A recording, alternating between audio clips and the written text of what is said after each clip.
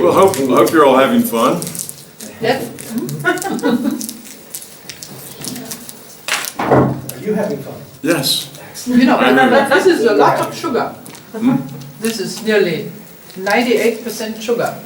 This thing? Yes. No. Not this one. Not this one. Okay. No, not this one. This is the version without sugar. Yes. We can put questions? Yes, please. Yeah. I wanted always to know that about, nobody could answer. I could not find the answer. So maybe you can help me, please. Maybe. Yeah. Hope so. I've always been very, what is called hypersensitive, and I was aware of subtle energies, and I'm very empathic and so. I was, before my birth, I was able to go places, dreamlike realities, and I was playing with my friends and so on, I remember that. And this continued until 5-6 years old. And these experiences were very fun. It was like out-of-body experiences. When I felt like playing or so, I was going in these places and with my friends, I don't remember exactly how they were or so. They were nice entities and so on. But when I was about 1 month old, I had this negative experience. Some entity, and this is how I perceived it. Some entity came to me and was like, not bad, but aggressive kind of attitude had towards me and checked me out, like a control or something, I don't know what. But that was it, I don't remember very much about that. But then, when I was alone, so suddenly the walls were opening up, that's my perception. And here came these entities, had a negative connotation, or so it was my perception. And I was afraid of them, and I wouldn't want to go with them, but it was like a forced out of body, and they took me with them, and I don't remember what happened. And How old were you when this happened? So until 5-6 years old, it was frequently. Frequently. Yeah, and I wonder, what was it? It wasn't only my perception, or it was actually happening then. Okay, 5 or 6 years old, entities kind of bullying you and forcing you out of body and taking you someplace. And I know I was struggling and I didn't want it, and at some point some entity told, it's too heavy, I can't take it out, and they called some superior or something, and that one came and took me. Yeah, it was. And then what happened after they took you? But I don't remember, I just remember that I was back in my bed also.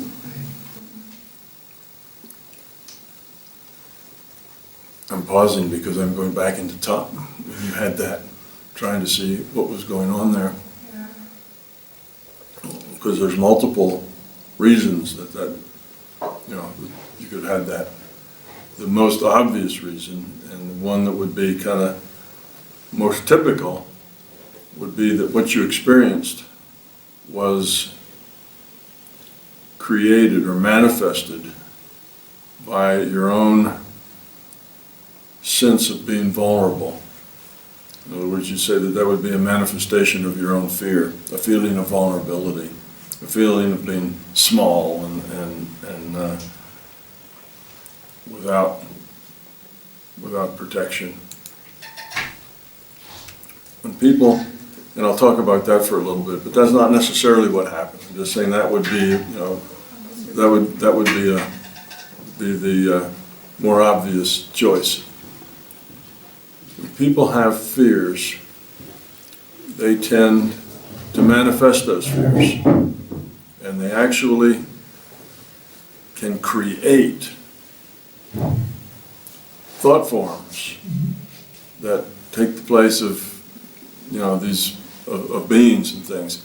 I've had any number of people, probably 50 or 60 people, have emailed me with a problem that started small And then they would get to the point that they would feel like somebody was rubbing through their hair or something like that, or they would feel things in their skin.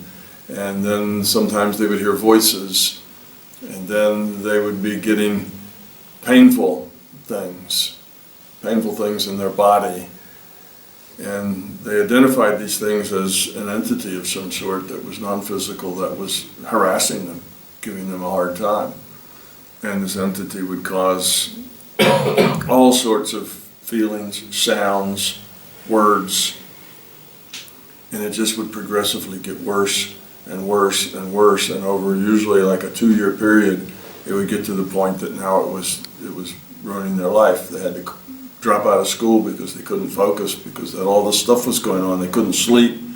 You know, they only get an hour's worth of sleep a night because they're harassed continually with this being, and they go to doctor and doctor and doctor, and the doctors don't find anything wrong with them. So they send me an email, and they want me to help them get rid of this non-physical entity that is attacking them. And I get a lot of that. It took me a while to discover what the source was, and that it was their own fear. And the reason it took me a while is I'd go in and look, and I indeed would see an entity. There'd be an entity there with them, and that entity would be getting into their energy and generally harassing them, just like they said. So I took it at face value. Yeah, I saw the entity, and I saw what it was doing, and I tried to get rid of it. And getting rid of an entity like that's usually pretty easy. You can get rid of them. And these would keep coming back. So there's all sorts of levels of getting rid of something. The last ones get more violent, but the first ones are not all that violent. So I tried those, and then I had to try the next. I had to keep, escalating this getting rid of. But I found that these little guys would come back no matter what I did. They kept coming back. And I couldn't get rid of them. And that was the first big clue that I couldn't get rid of them because they were being recreated. I could get rid of them for a short while, but they were always just re-emerge. It's not that I could hang out there and watch them come trotting back and jump in that body again. They would just re-emerge from the inside out. So it took me a while because I had to sit there and watch and see what went on. Say, okay, if they're coming back, I'm going to see how they do that. But then they just blossom right up out of the person again.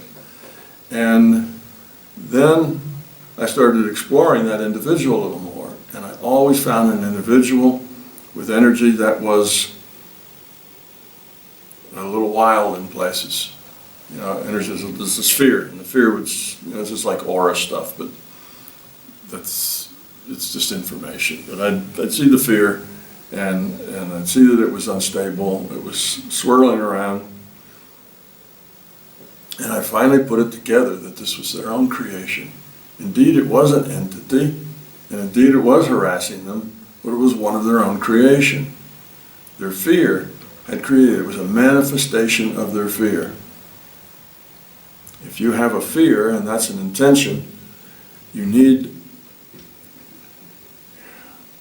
it's hard to just deal with fear that has no name and has no picture and has no cause, because you feel inept, you feel crazy, you feel like something's wrong with you. So you put it into a form. Now it's something outside of you. It's not me, it's not my fault, it's not my fear, it's this thing. This thing is getting me.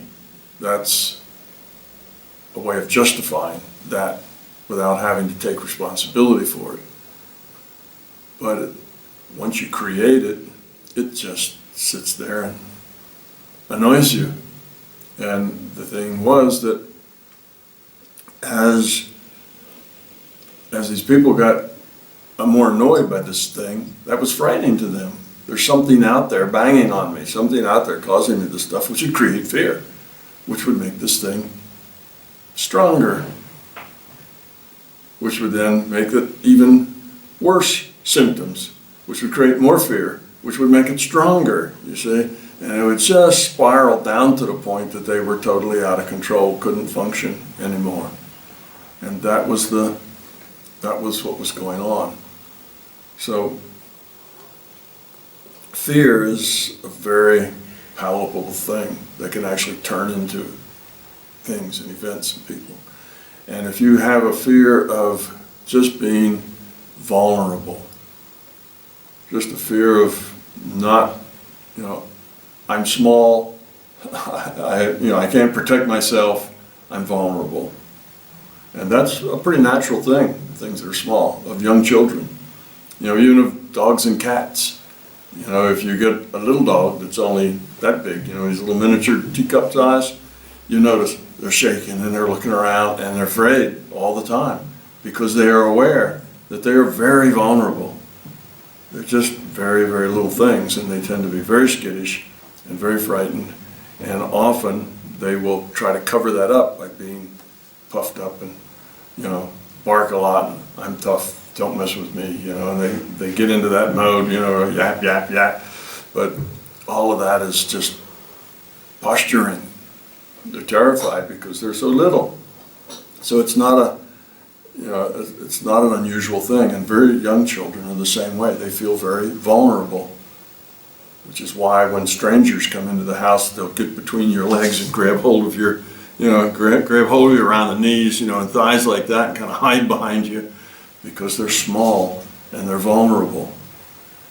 And that vulnerability, if you are sensitive and very connected with the non-physical, as you probably have been all your life, then those things are more easily manifested into a non-physical experience. So that could be it, that you had fear of feeling invulnerable, which is a pretty normal thing for a young child to feel, particularly young girls, and you may have manifested this forcible, kidnapping almost of your energy.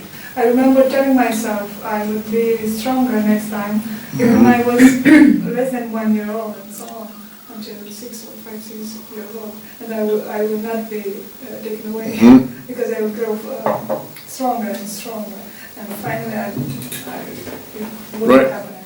Exactly. That would be exactly the right thing to do to stop it. Is in your own mind feel less and less vulnerable. And you feel less and less vulnerable by telling yourself, I'm going to be stronger. So that's what would get rid of it. Exactly.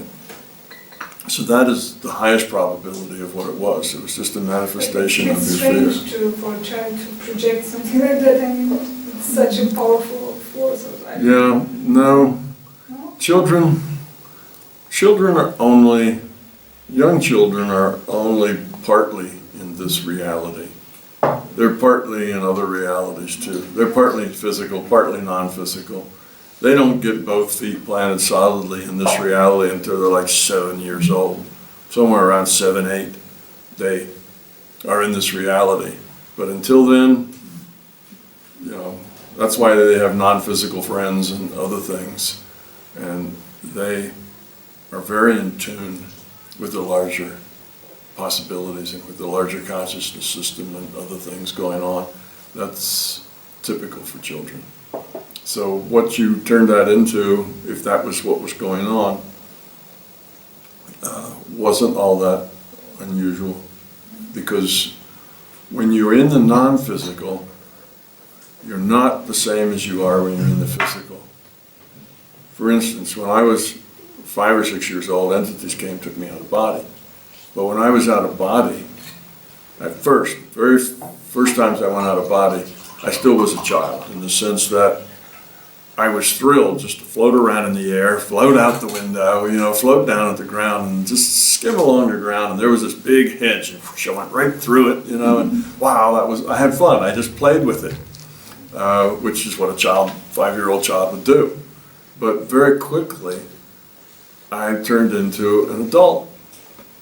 And I had the unusual experience of being an adult, I'd say 20-something, like a 22-year-old, 23-year-old. I was about that age, in the way I was interacting, the way I was thinking, my process. And then when I'd come back into my 5-year-old body, my perspective would just change from adult to a 5-year-old. And that was amazing. You know, here I am, this adult person in charge, doing things, interacting with people, and then I go back and here I was a 5-year-old again.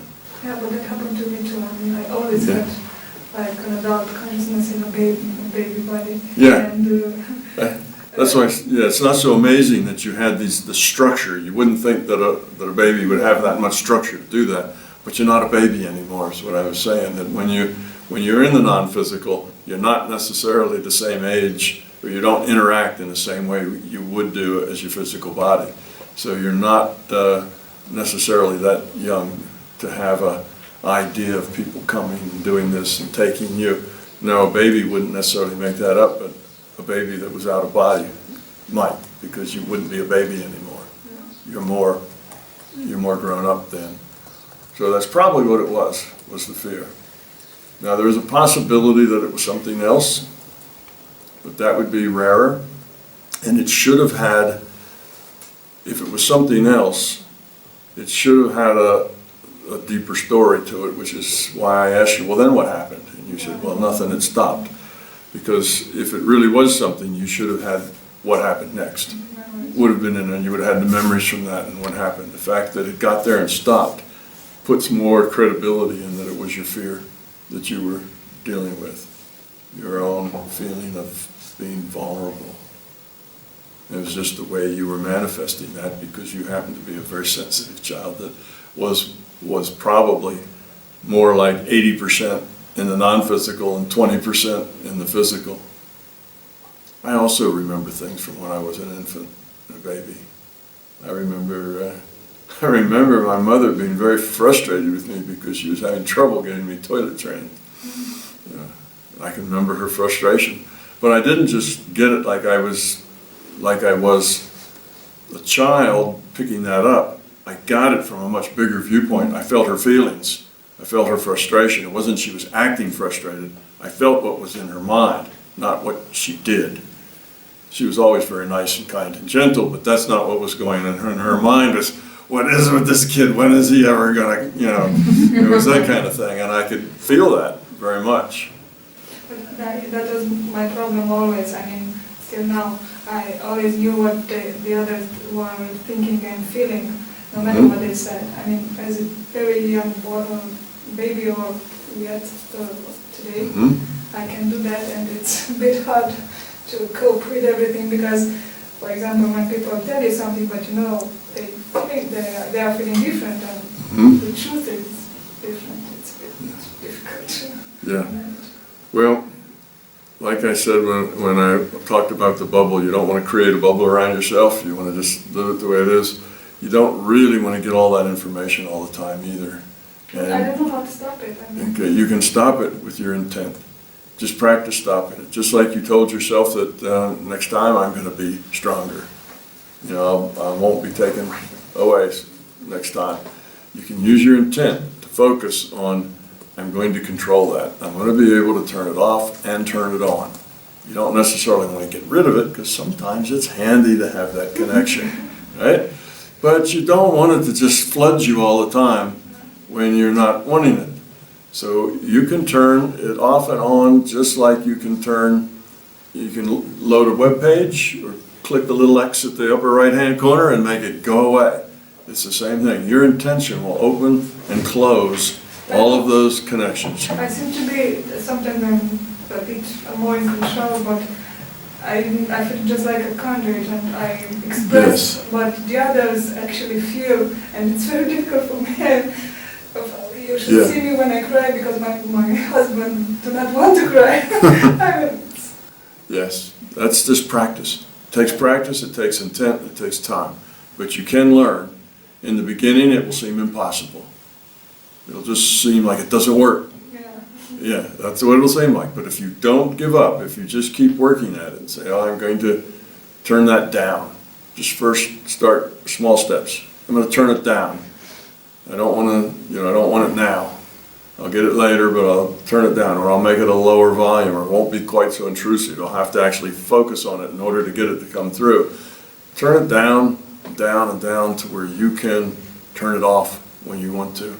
That's a skill that is very important for you to develop. Otherwise, you get all this stuff, it will just, eventually it like drives you crazy because you got too much. Everybody's feelings. You go into a place like, I don't know, in the States we have a place like, Walmart or Kmart or something, and it's packed with people. And there's, 800 people in there, and they're all going through stuff and grabbing things, and, most of them are unhappy, and they're busy, and they're hurried, and the energy is not good at all. And you walk in that place and you think, I need to get out of here. I can't stay in this store any longer because it's so much energy that's just growling there. Well, you need to be able to just turn it off, flip the switch, and it's gone. And you can do it. It will seem very hard, but if you keep working on it, a little bit at a time, you will succeed, and you will be able to turn it off. Otherwise, you run the risk of it getting worse, getting more and more invasive. And the reason that sometimes happens is because it gets invasive enough that it frightens you, and you want it to quit, and that creates a fear. The fear that is going to keep getting more and take over your life, and you can't function with all that data coming in, and that fear actually then makes it worse, which creates more fear, which makes it worse, and pretty soon you can't function anymore. You just constantly have this stuff going on, and it becomes awful. So before it gets that way, it'd be good just to start practicing with your intent. Turn it down, turn it down, turn it down until you can turn those switches on and off. And then you can turn very specific switches on and off. If you want to be empathetic with that person, turn that person on. You're done with that person, turn that person off. If you'd like to hear everybody in the store, you can turn the store on and you can hear everybody, or you can turn them off.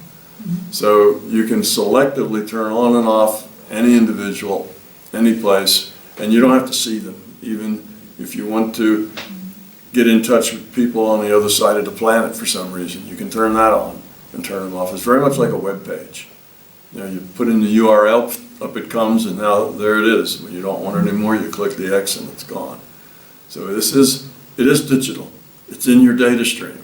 You're sensitive to it. You're picking it up, so you get more data than other people get in your data stream. But you can control it. Do research. Yeah, work on it, really do. I know it's going to be impossible. You'll first try and it'll fail, and you'll try and it'll fail, but if you keep doing it, you'll succeed. A little bit at first, but a little bit more and a little bit more. And I've known a lot of people who are very empathic, and some of them have come to the point that it's almost dysfunctional. They're constantly in a crowd, they're constantly getting their people's, if they have friends and the friends aren't happy, then they get all this sadness and all this negative stuff from people, and it bombards them, and it makes them sad, and then they get sad, and then it gets worse, and it just degenerates. So I also take the diseases, not cancer also, but headaches, yes. Whatever. Yeah. Well, you're a very sensitive person. There are a lot of people who would love to be more sensitive and tap into that data and tap into that information. But when you can't control it, it can be a real burden. But you can control it. You just don't know that yet, but you can control it. Just like you became less and less vulnerable because you had you focus on it.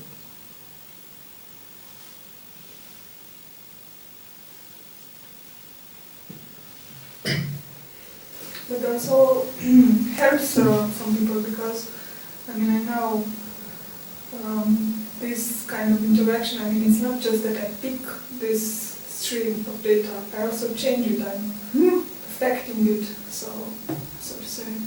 I know It's the way out. so the people are also impacted. The other one that actually had a bad, maybe a bad energetic, how do you say, flow or something, they feel better. I feel worse, but that's... Yeah. Well, it works both ways. You know, when you have a channel open, you can receive and you can send. An open channel is an open channel. So the communications can flow both directions. But don't approach healing or helping from the position of taking on somebody else's problem. That's the wrong attitude. Some healers have that idea, sort of like a belief in the conservation of illness. You know, that you can't get rid of illness, all you can do is host it differently. So if I want to help you and you've got an illness, then I have to take it on. And if I take it on, then you don't have it anymore, but I've got it. And then I have to dissipate it. But I figure I'm better at dissipating it than you are, so I take it on and then I dissipate it. But it's a methodology for working, but it's a very, very inefficient and poor methodology. You don't have to It's take not voluntary. I mean, I do not intend to heal people or something. it. Just works that way. It can happen, but I do not. It just happens. I mean, because I think because of my attitude, I am, so to say, willing to share and to share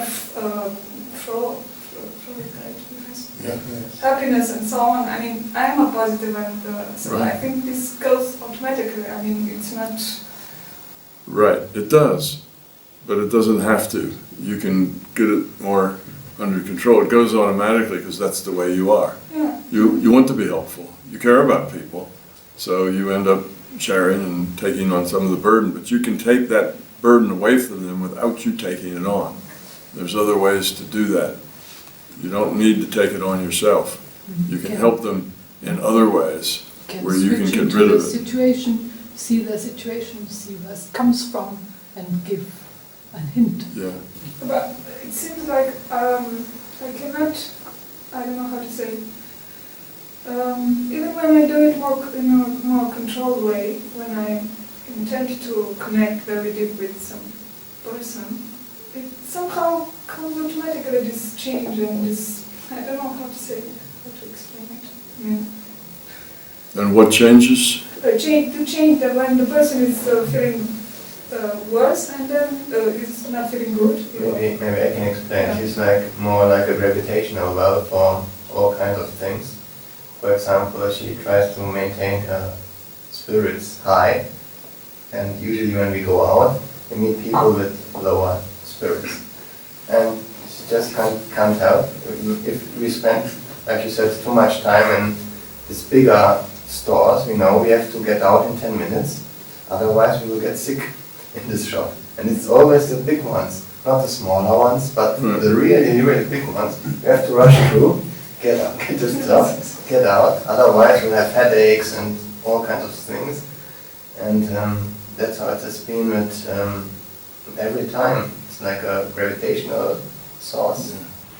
That's what happens when you're an empath, when you're empathetic.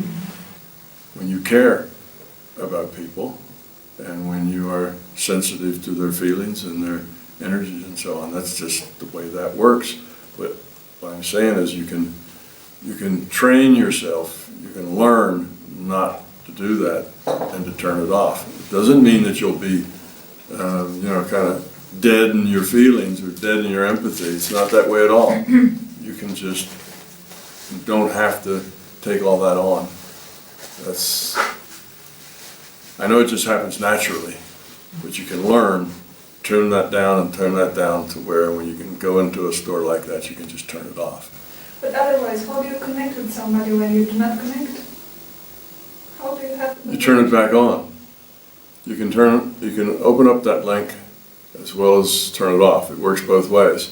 So if you want to connect with somebody, you just turn that link to that person on, and there it is. It's a full, complete link, and you can connect with them as much as you ever did, and then you can turn it off when you don't want it anymore.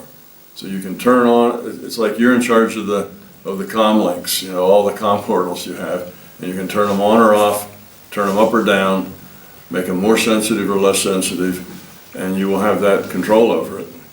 But it takes practice. It isn't something that's going to come naturally. You have to have the intention and work on it, and probably it'll take you 3 or 4 months, 6 months or so working on it before you see some real results. But then after you start getting real results, it'll go quicker. After that, another probably 2 or 3 weeks after that, you'll be able to get it under control. But it won't cut you off from that. Only it'll cut you off when you don't want it. Like when you want to go in that store and go shopping, you can just turn that off to all of them. No, but I mean, for example, any person. I think that when you just do not want to connect, that person feels, I mean, when there isn't any connection there. So, for example, with my mother, so to say, she can feel that I blocked the connection or something. And She's when, sensitive too, like you? yeah, but this is not the point. The idea is, I don't have a connection, she feels. Yeah. Of course, yes. Of course. And when I have, there is this exchange. So Well, You have to the learn. person would feel not loved anymore. You have to learn to stay. You have to learn to stay yourself, even if the conditions are not very cozy. You have to learn to get the inner strength to be as you are, whatever the conditions are. This is what you have to learn. yeah, This is- there's 2 things there. One is what she says, is that you can sometimes, depends on what your connection is with your mom, if it's almost always negative, you can just turn it off. But if it's positive and negative, you can just turn off the negative part and let the positive part flow. It's a filter. It's like a frequency filter. You can just filter it out and say, all right, these kinds of communications, I accept. This other kind, I don't accept. And then your mom will feel the connection is still there, because it is. But she'll also feel that you're not open for her complaints, or her negativity, or her problems. And even if she sends those problems down the line, they won't go anywhere. They'll just be absorbed and won't go anywhere. So you can stay connected with people. It's not only the connection that can come and go, but you can put filters on that connection for certain kinds of information.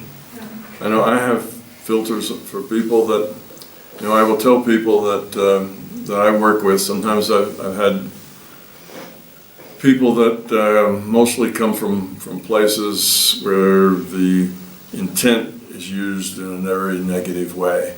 Like, send me money or I will make your children ill. This sort of thing, where people use their intent to hurt others and extort money from them and that kind of thing. Typically you find that in and around coastal Africa. You find a lot of that going on. So I have people that that have come to me that I work with who have a lot of that going on. And when I will clear that, I will stop that from happening, but it can get reinserted when those other people on the other end doing that, renew it, because this particular lady has a hard time turning those channels off. So I tell her, whenever you feel that you need help, you feel an attack, I said, just call me, and I'll be there, and I'll help you. And it doesn't matter whether I'm asleep or doing something else. All she has to do is call me, and I will be there, and I'll help her. And it always works. So that's just, I've opened up that comm link to her, waiting for that signal. So when she calls out my name, because she needs help, she gets it just like that. And it doesn't matter whether I'm aware of it or not, because I've set that up in my consciousness, that it just happens. My intellect doesn't have to be part of it. I can bypass my intellect altogether. She travels a lot, so she's in different time zones than I am, so it's very convenient that she can do that. So you can set up a filter that just on certain conditions, you can set up conditions, if-then situations. If this happens, then react this way. And you can completely program, if you will, your connections, your ports, what you allow in, what you allow out, how you respond to it, and all of that stuff can be programmed so that you automatically do it even without your intellect. You could put a program in there for your mom so that when she's distressed, you send her peace and quiet and love and soothe her.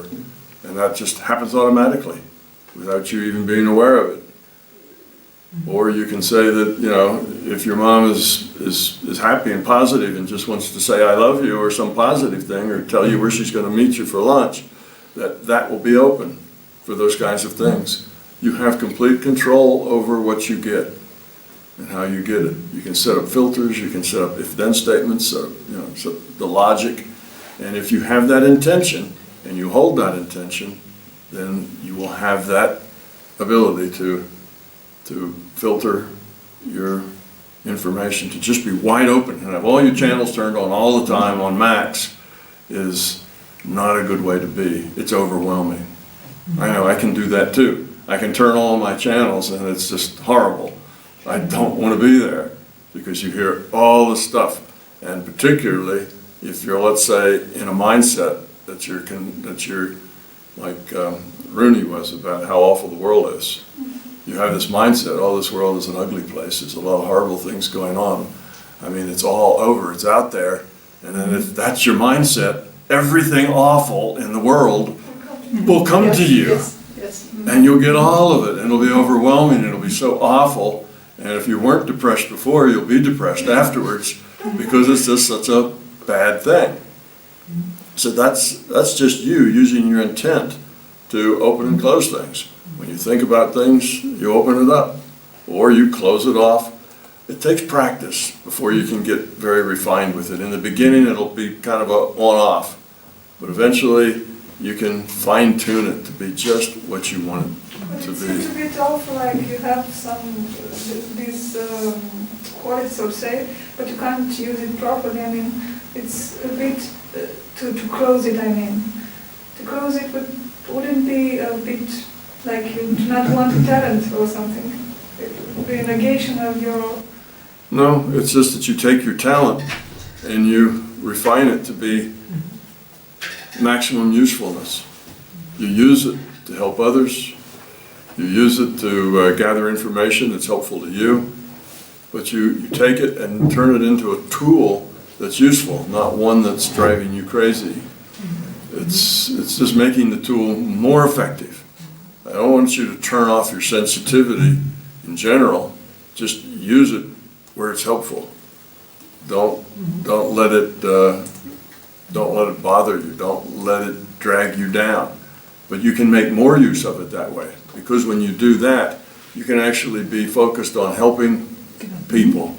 You can be connected to the people who need to be connected to, not just overwhelmed with everything. So your tool actually gets more useful, and your talent gets more effective, and you're able to help more people by having it under control rather than just kind of wild. May I make a suggestion? Yeah. I've had some similar issues, not exactly as intense as yours, but one thing that I found that worked was if you get into a meditative state or connect with LCS, you create a metaphor that can help you. And a suggestion for something like this is, for instance, you can visualize, as I have, different channels of data channels of communication, and all different types of characteristics. One might be emotional, one might be, energetic, various different channels, and you can visualize turning them on or off. And to extend the metaphor, it is to me very analogous to a firewall on a computer. And if you're familiar with how computers work, you don't open up all the ports to the internet, because then you're going to have data coming in from all over the place, hackers trying to get into your system. You turn on the firewall, which you can even customize it and select. I want this port to be able to connect. I want to be able to receive data here or send data here.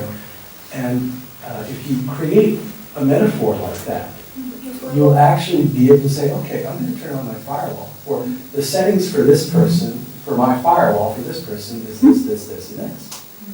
And I have experimented with doing that, and it's been very successful. Yeah, but as far as I can understand, I have to turn off and then only turn off completely this feeling with whatever, and just to select, for example, to my husband I'm open, to this person I'm not, or something like that. Only as you want to. You can be open to whoever you want to, and you can be closed whenever you want to. You don't have to just close something and now I'm going to close you off forever. If it's just, you can open them and close them at will, whenever you want to. If you want them open, open them. If you want them just to be dimmed down to where you're just getting a trickle, you can dim them down. You can open them wide up. And the metaphor that he was explaining is just a way to help you focus your intent on a result. And metaphors help. We call those tools. Just make up a tool. So you're not going to lose anything. You'll still retain everything that you've got. You'll just get control over it. So you can do it when it's helpful and not have it when it gets in the way. But how do I know? I mean, Well, if it makes you happy, Yes. then open it up. Yeah. If it makes you sad and unhappy, Yeah. then close it down. You know. In my case, I try to be able to understand the situation the person is in, the big picture, the horizon, and then I saw the process the person is in, and I saw the person, saw the process she is in, and then everything, you know, was okay.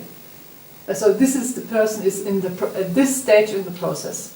Everything was okay. It was not only I saw where the person is, but also knew immediately what would be helpful for that person.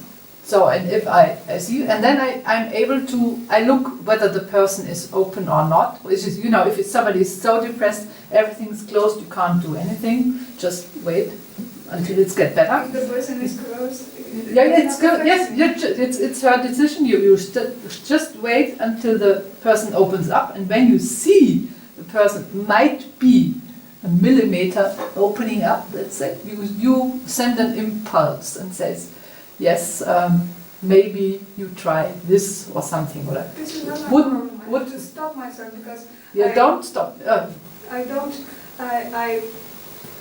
I mean, if the person is closed, do not want any kind of connection with anybody. Yes. Maybe it will not affect me anyway. But you know, you are suffering, not me. You know? And if I can't do anything with the person, knowing I will do something, sending good intentions and good vibrations to the person, just in a non-physical. So I'm feeling fine because I did something, and I'm sure, or I witness then afterwards. Let's see, 1, 2, 3 weeks afterwards, it worked somehow. That's what I'm doing. But it sounds to me you're more frightened. If you turn it off, you turn it off for good, accidentally, and that's why you don't want to turn it off, because you're afraid you might lose the ability forever. So my suggestion would be maybe your default setting is you turn it off for everybody except your husband. So that's your default setting. So you know it's okay if you feel him. So you're not turning it off totally. You still remain some of your ability. And if you want to open up to anybody else, then you selectively turn them on, like Patrick suggested. So maybe that's a solution that you might try. But if you close the connection, you have to deal with sadness, maybe. Because cutting some connection is a kind of loss. And I have the feeling that there's a little sadness inside you because you, because of the wall you are building up. And you are standing behind the wall. And I think I know it very good to build walls, but it's sometimes a little lonely behind the wall. And it has two sides: to be vulnerable or to be open, or to be closed and sad. I have no solutions, but I know this side too. I had this problem, you know, we had a mother, she's still living, but she was her life long she was depressed, and there was no chance to help her. So we had to witness how this woman lives a life of now 92 years, and about, let's say, 85 years of this long life is depression, permanent depression. So we, it was, we were stood there powerless and so on. And then she became elder and elder, and dementia progressed, and she even became, more aggressive. So it was really hard to deal with her. And, I exactly had the same problem you had. So that when I met my mother and she was aggressive, I shut every channels of me down. So just to be able to be in her presence. But my mother got angry and I got sad during this process. And then I had a dream. Yes, I had a dream. I was in the living room of my mother, and I stood there and I had this disastrous situation. I was unhappy and so on. And then a guy appeared in front of the desk and looked at me. And I said, I don't know what to do. I'm so sad because of this situation.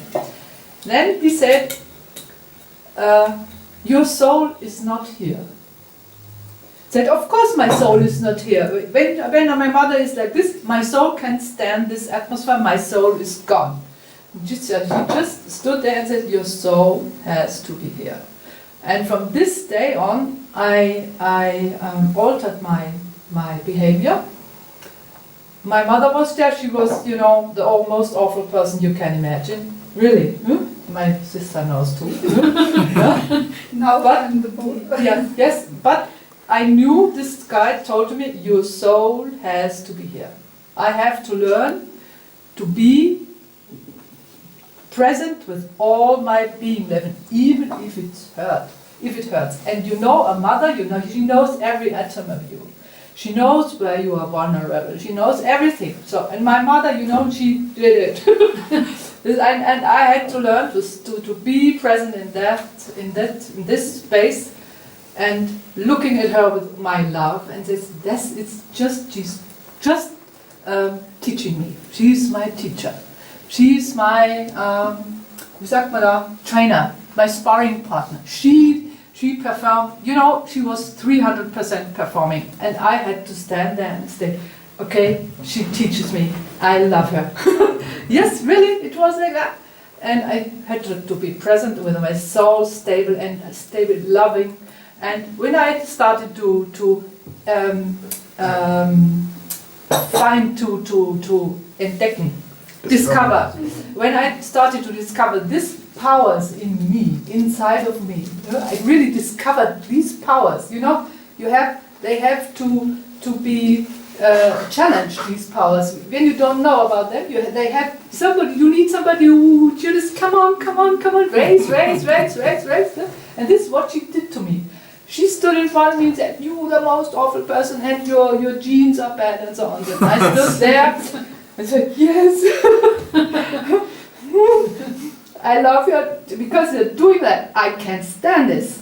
And this was the time when this was a year process, went on for years, and I got stronger and stronger and stronger, and my abilities grew up. I had all those encounters, dreams, and so on, the tools, everything, all of these powers I gained, all this process started. And it's a wonder.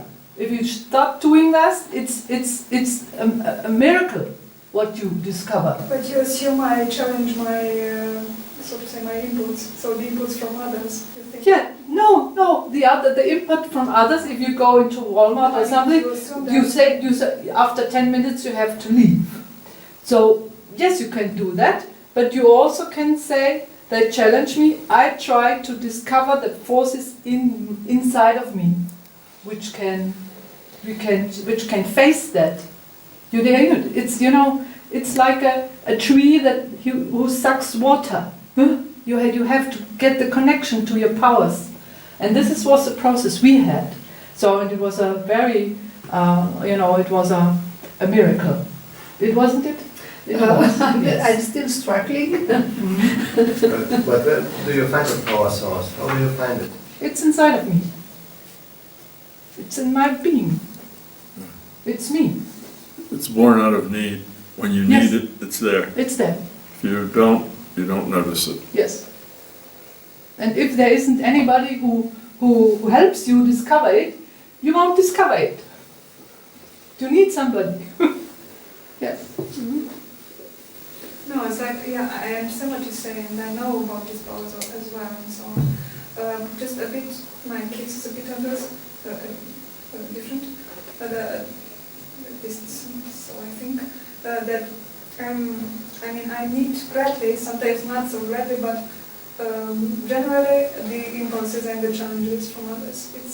I tend to deal with them, so sometimes better, sometimes worse. Anyway, but this is not, it's like I have some kind of energy that can make better the things that are worse. It's just like that, and it's involuntary, and everybody can use it out of me, so this is the point. It's good to be helpful to people, Yeah, but not at the expense yeah. of yourself. Make your instrument strong, and then you can help more people. So, yes, good to be of value to people and to give. That should be worked on, that you can do that. But if it wears you down and ends up depressing you and giving you headaches and causing you trouble, then it's not such a good thing. You need to strengthen yourself. Yeah. Yeah, and make yourself such that you don't have that reaction. And that probably has to do with a belief.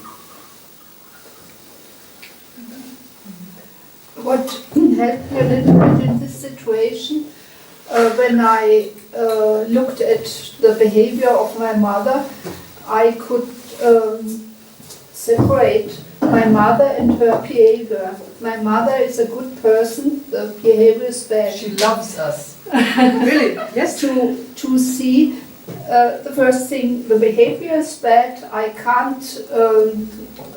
can't say anything good, but I can say good things about my mother, her being.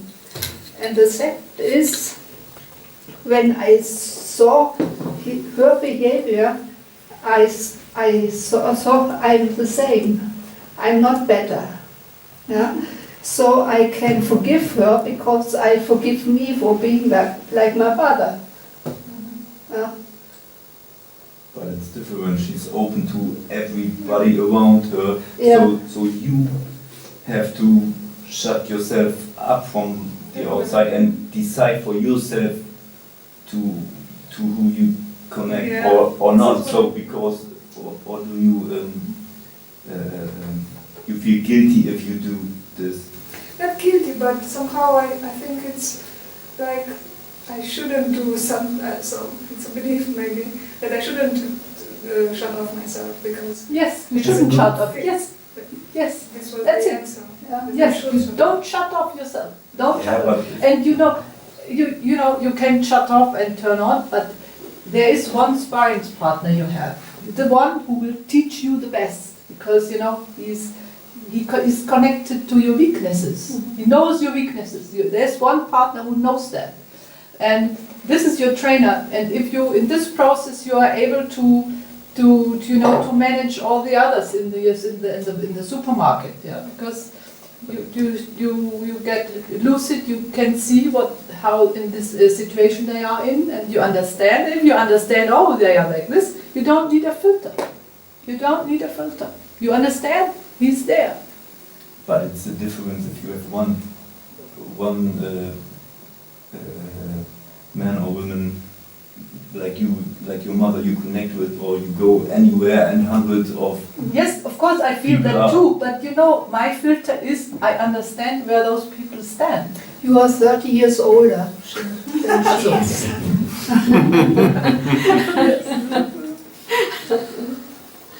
Yeah.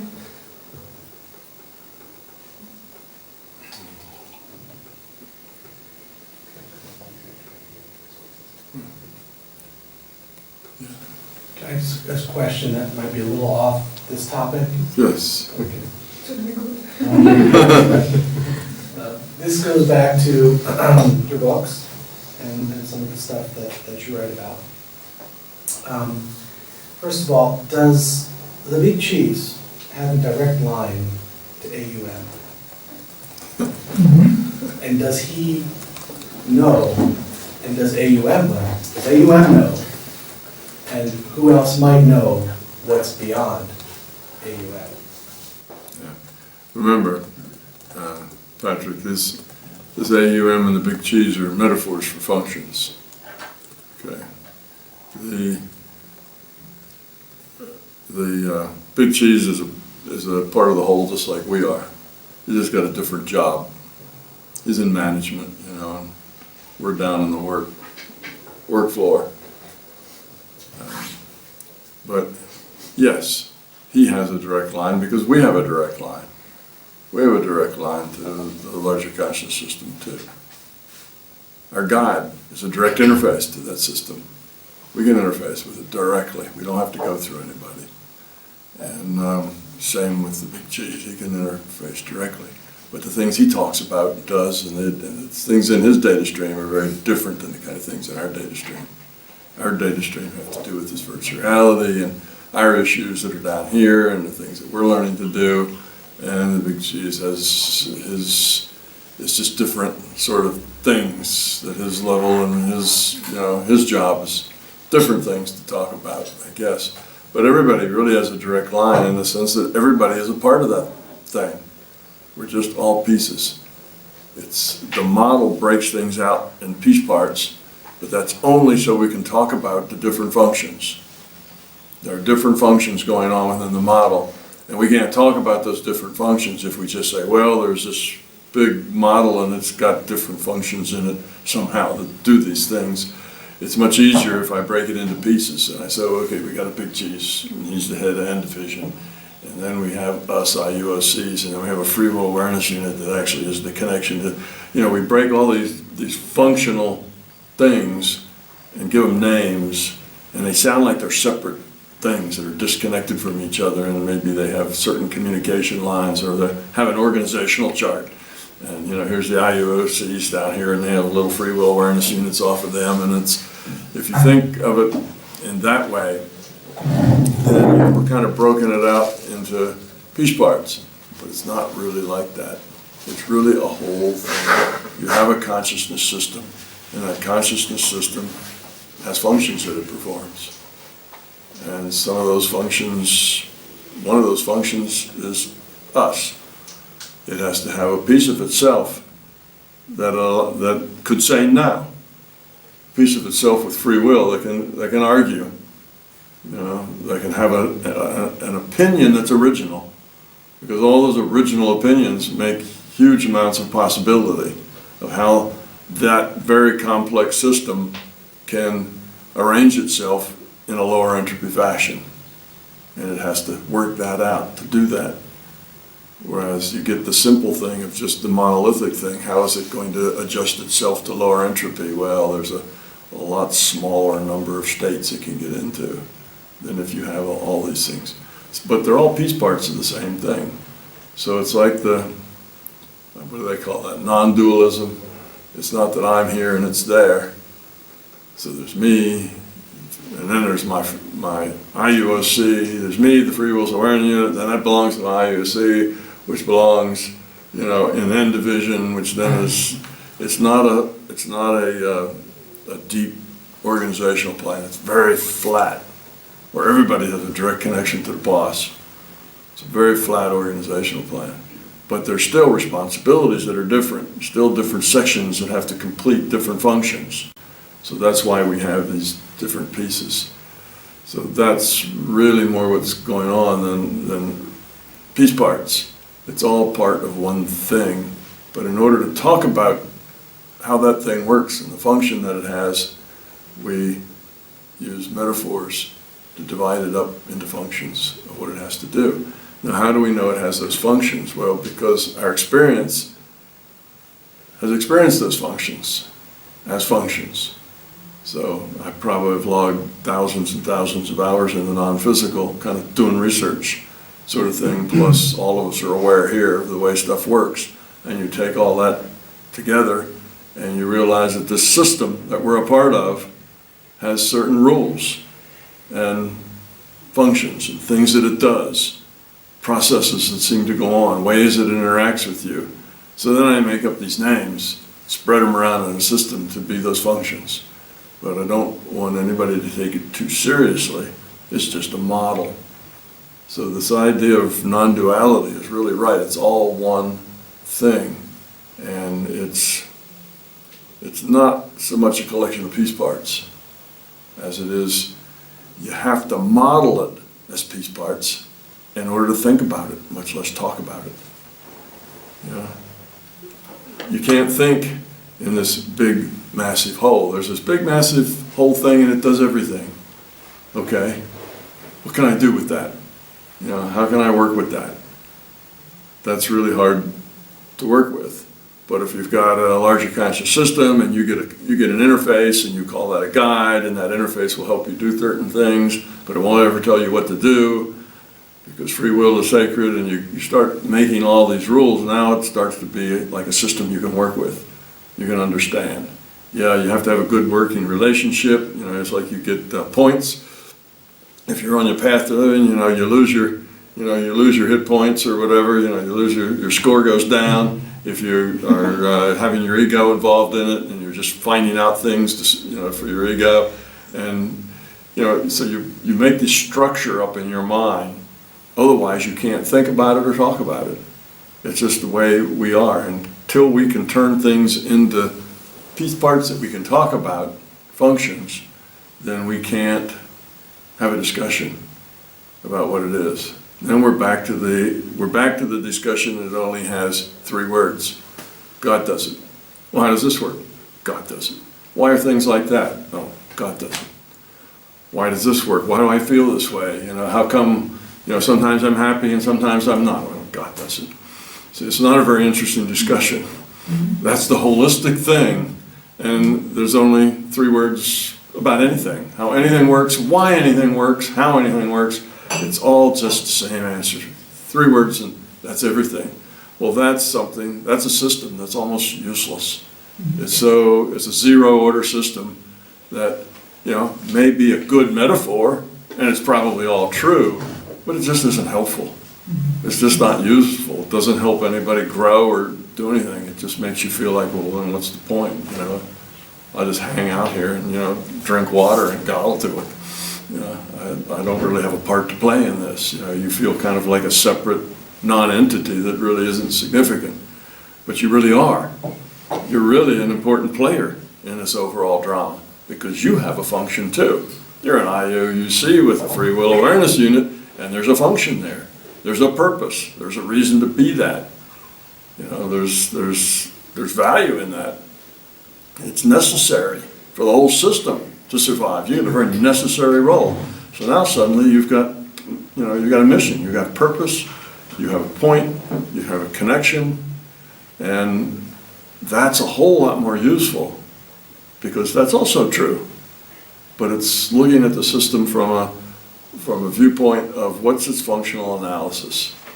You know, it's sort of like the things you do in the government and the military. You break things out by functional analysis. Otherwise, you can't discuss what it is or how to fix it or what to do with it. So that's all my model is that the larger conscious system is the whole. You know, and then you have these piece parts because there is a function that's the big cheese. I've run into it. You wouldn't notice it from here. From the perspective in this physical reality, you'd never know that it exists. But from my travels elsewhere in the non-physical, I realized there is a function, and that function is the thing that kind of does the long-term planning and enforces the rules. Because you need long-term planning and you need the rules to be enforced. If they're not enforced, you end up with chaos. So there are rules, and when some entity from some other reality frame comes here without an invitation, then that breaks the rules. You know, the high school kids have gotten into the elementary school, and they're running through the halls stealing lunch boxes. You know, they're not allowed to be here. So there's a rule. So somebody has to scoop up those kids and send them home, or do whatever the punishment is, or whatever it takes to stop that from happening. Well, that happens at the big cheese level. So he's the one that enforces the rules.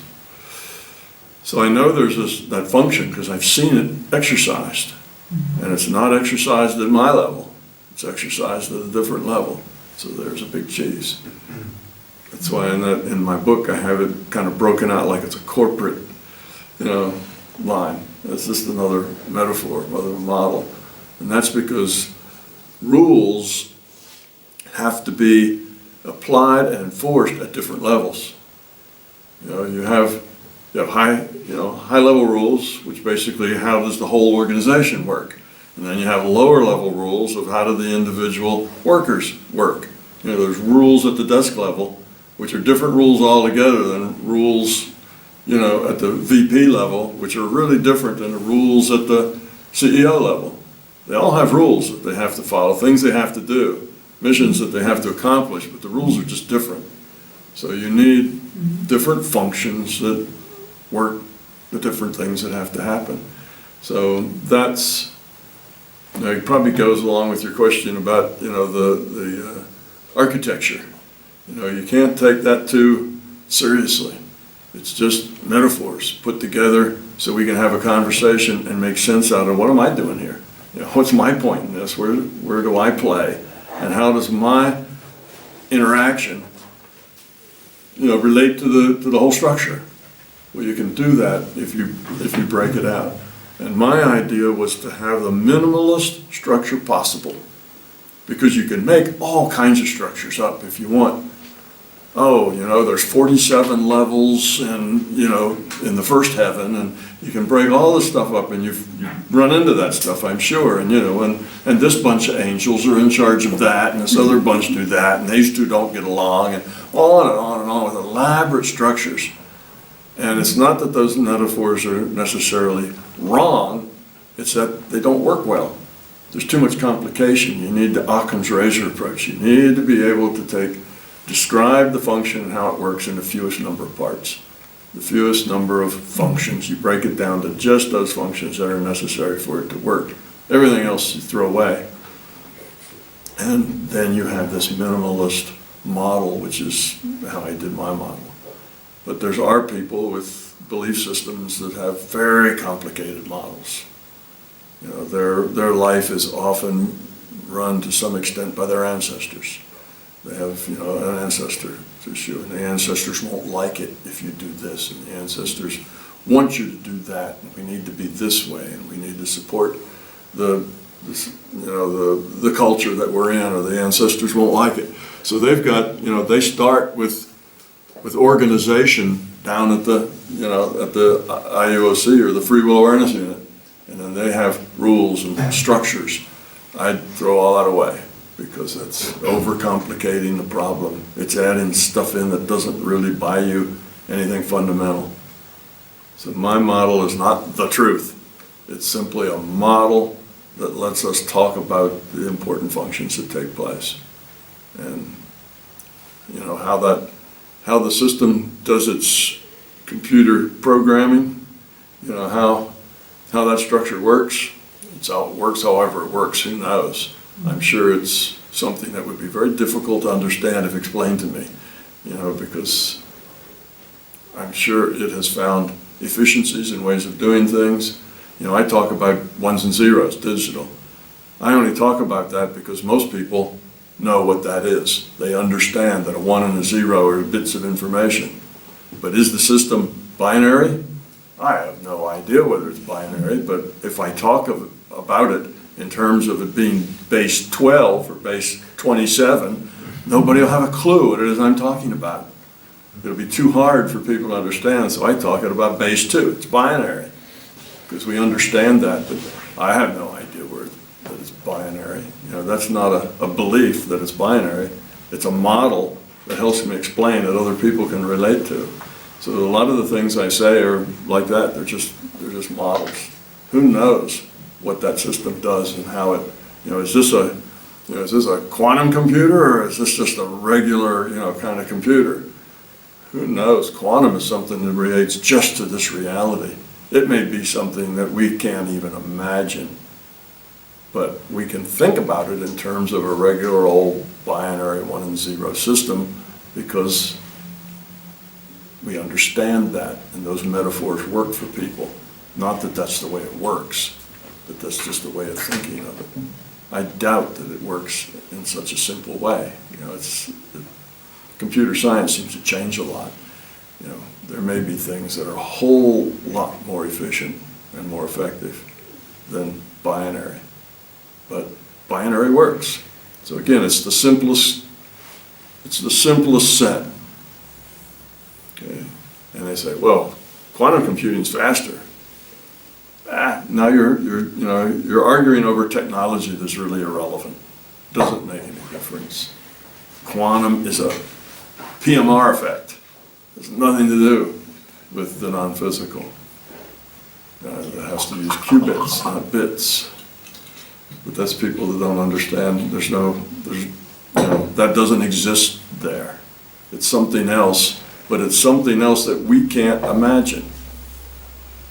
So to try to imagine it and make something up is more of a disservice than a service, because now you've just entered into another layer of belief, like the bunch of angels who do certain functions. You see, you're just laying on layers and layers of belief in things, and I try to minimize the belief, minimize the functions. So that's kind of the bare bones of my model, or how I got that. It's basically based on my experience, because I experienced these various functions being done. So I put something in there to do it, and I give it a name, and it sounds like it's a person. You know, it sounds like there's a guy sitting at a desk with this huge inbox, you know, and he's the big cheese, and he has things to do, and he arrests people and puts them in jail, and they break the rules, but it's not like that at all.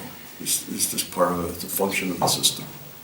And how that system's configured and how it works, I have no idea.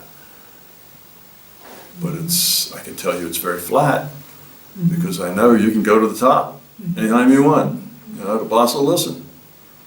So, at least that's the way it seems to me, which is really the bottom line. It's all the way it seems to me. That's why it's good to be skeptical. This is just my experience and the way it seems to me. It's not something that I want people to believe. It's just a way of looking at it.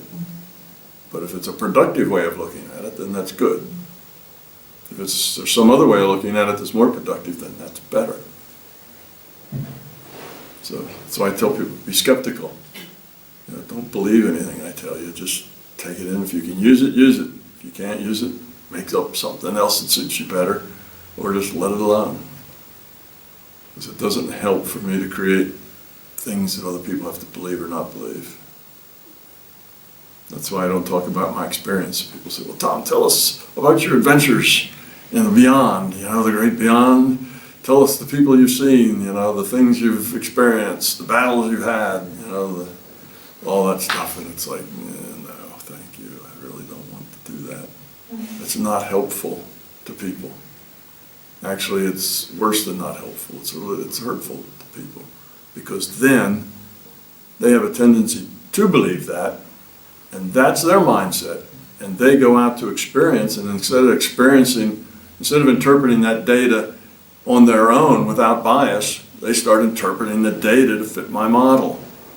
Well, I'm getting in the way of the truth there. You know, they should experience their own thing in their own way, not have a bias so that it fits my model. Now, if their data does fit my model and the model works good for them, fine. But if they come up with something better that works better for them, good.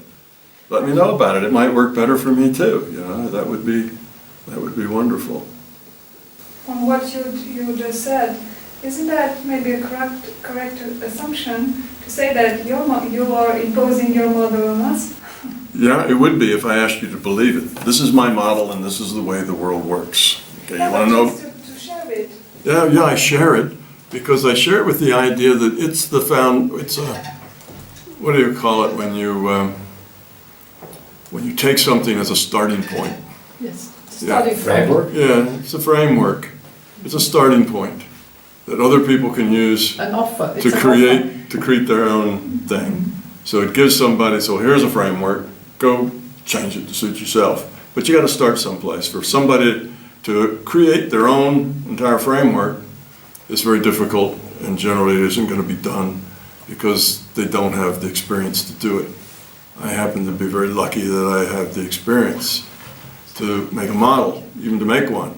But I don't have any illusion that I've got the only one, or the best one, or the one that is the right one. I don't know that there is a right one, because most of these things are things that we will never be able to verify. The only thing that we should think about is it useful to us? And the answer is yes, use it. If the answer is no, don't use it. So I offer it out as a, okay, have your own experience, not your truth, unless it's your experience. Don't take my truth as your truth. It's the best model I can come up with based on my experience. And if it works, you know, if it does good quantum mechanics, if it does good physics, well, that's good. But it doesn't, you know, I don't claim any special knowledge. I just have experience. And this is what my experience says, and for what it's worth, I offer it out to other people. And I tell them over and over, don't believe it, go experience it. My model is just there for you to create your own model, because it doesn't matter what your model is. If you're open-minded and skeptical, and you keep changing your model as you get new data, we all gonna end up in the same place. Do you still do that? Huh? Change your model? You still do that? Change your model? Oh yes, I add things to my model all the time. I've added a lot of things to it. I haven't thrown anything away yet, but I've seen things that my model didn't address. Oh, and I think about that and I say, well, how does that fit in? And then it comes to me exactly how. I added the quantum mechanics and the relativity 2 or 3 years after my books had been published. You know, that wasn't in there in the beginning. I said, oh, that's how that works. I had a couple of aha moments, and I add things to it all the time. You know, because your ideas grow. Like this thing we were talking about that thing, that's a language. You know, you could turn your symbols into a language and communicate with the larger conscious system with it. Well, that's a pretty powerful concept. That's how chicken bones work, and tea leaves, and all kinds of things. People have gotten these things with uncertainty. They've made metaphors to fit them, and now the system can communicate them. You know, you can get into the future probable database with somebody that knows how to read the tea leaves. And of course it works, because somebody's made the structure, laid out the structure so that it works, and one person can teach another person how to read tea leaves. You see, so that's, if it works, use it, I guess, and if it doesn't work, toss it out. That's the idea. But don't go looking for somebody else to give you the truth. You've got to find the truth yourself. While we're at the technical details, I'm wondering the subconsciousness where the fear and ego is located. Is that part of the free will awareness unit, or is it located in the IUOC? So It goes with the IUOC. That fear is part of the consciousness, and what's in your core, at your being level, is everything that you are, including your fear and everything else. It's just, that's you. So it's not necessarily a pretty place unless you are a pretty place. You know, if you're a really well-developed soul or person or consciousness, then it can be a really pretty place, or it can be kind of an ugly place, but it's you. And I guess the key point there is you can't change it unless you own it and accept it. So if my free will awareness unit would get rid, in theory, of all fears, then the IUOC would have no fears left as well. So that's probably right. If your free will awareness unit got rid of the fears, if it conquered all those fears, then your IUOC would have those fears conquered, because you're a piece of it. And there are no more fears like outside of the scope of my free will awareness unit that might still reside in the IUOC. So that we need. No, I think you would be, free of fear. Your IUOC would be free of fear, and there wouldn't be anything that would put those fears back unless you start de-evolving. So you'd have that would be it would be cleansed of its fear, and it would stay that way unless you start de-evolving. Ego starts to grow, you start to feel really, really proud of yourself. Oh, I got rid of all my fear. I'm so much better than you are because I got rid of all my fear. Well, then suddenly, you got more fear. It happened to me. I thought, oh God, okay, I think there's nothing left. I thought there's nothing there. All fears somehow processed and so on. There's nothing there. And then, let's say, every 3 months about, I was put into a situation, just only one sentence and yes, really, I thought there was nothing left, and I was shown there is something left, and there is something left, and so I came up with the conclusion, okay, there's a pretty part of me is clean, but the system will always find a little space where I'm still exploding. Yeah. It's like that. True, and just one part, I want to confirm what you said. Just more or less exactly 1 month ago, I had a dream where I witnessed some situations, people having problems and so on, and a woman was so really depressed and so, and the first situation, the people having problems, I wanted to help them and give some Erklärungen, give some explanations to them so that they can understand and handle their situation better.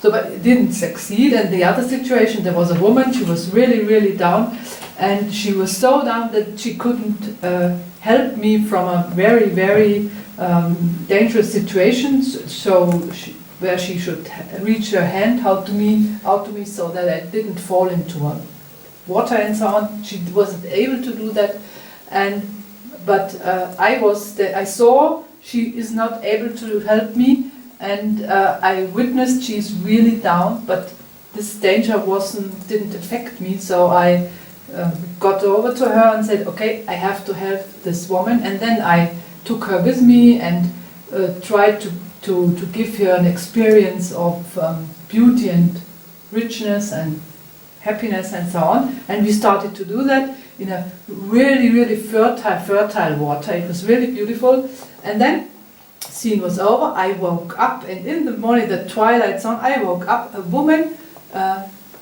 sang into my ear the word silence.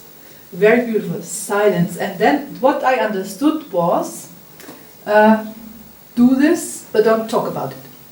You know what I mean. What you said too. This is what I experience and the possibilities I have, but keep it not more or less secret. I'm talking about it, but only a small circle of persons. But the idea is do that and don't let people know that you did it for them. You know what you said too. This was just a month ago. It was very, very useful for me. Mm-hmm. Yeah. You keep learning always. Oh yes, every day. You never get to the point where you know it all. Mm-hmm. Some people get to the point where they think they know it all, but that's a mistake. Yeah. Yes, I was wondering what you said before. Would you recommend reading a book like, for example, Bob Monroe's books, or for example, Terence McKenna, who wrote about his trips when he took his drugs, and because you just told you wouldn't tell other people about your experiences and other realities. What's your opinion on other people who did that in their books? Is it useful for us to read it, or would it be an obstacle to our growth? Well, it depends on what you take away from it. There are probably 10,000 people every night who lie in their bed and go, trying to roll out a body. Because Bob Monroe said he rolled out a body. So that was just Bob Monroe. You're not Bob Monroe. So unless you're Bob Monroe, rolling out a body may not be your thing. But it may be. There's some people that probably say, oh, that worked perfectly for me too. Metaphors have to suit the person. So if you understand that, then you can read Bob Monroe's book, stay skeptical, and realize that that was Bob Monroe's experiences. You're not going to have his experience because you're not him.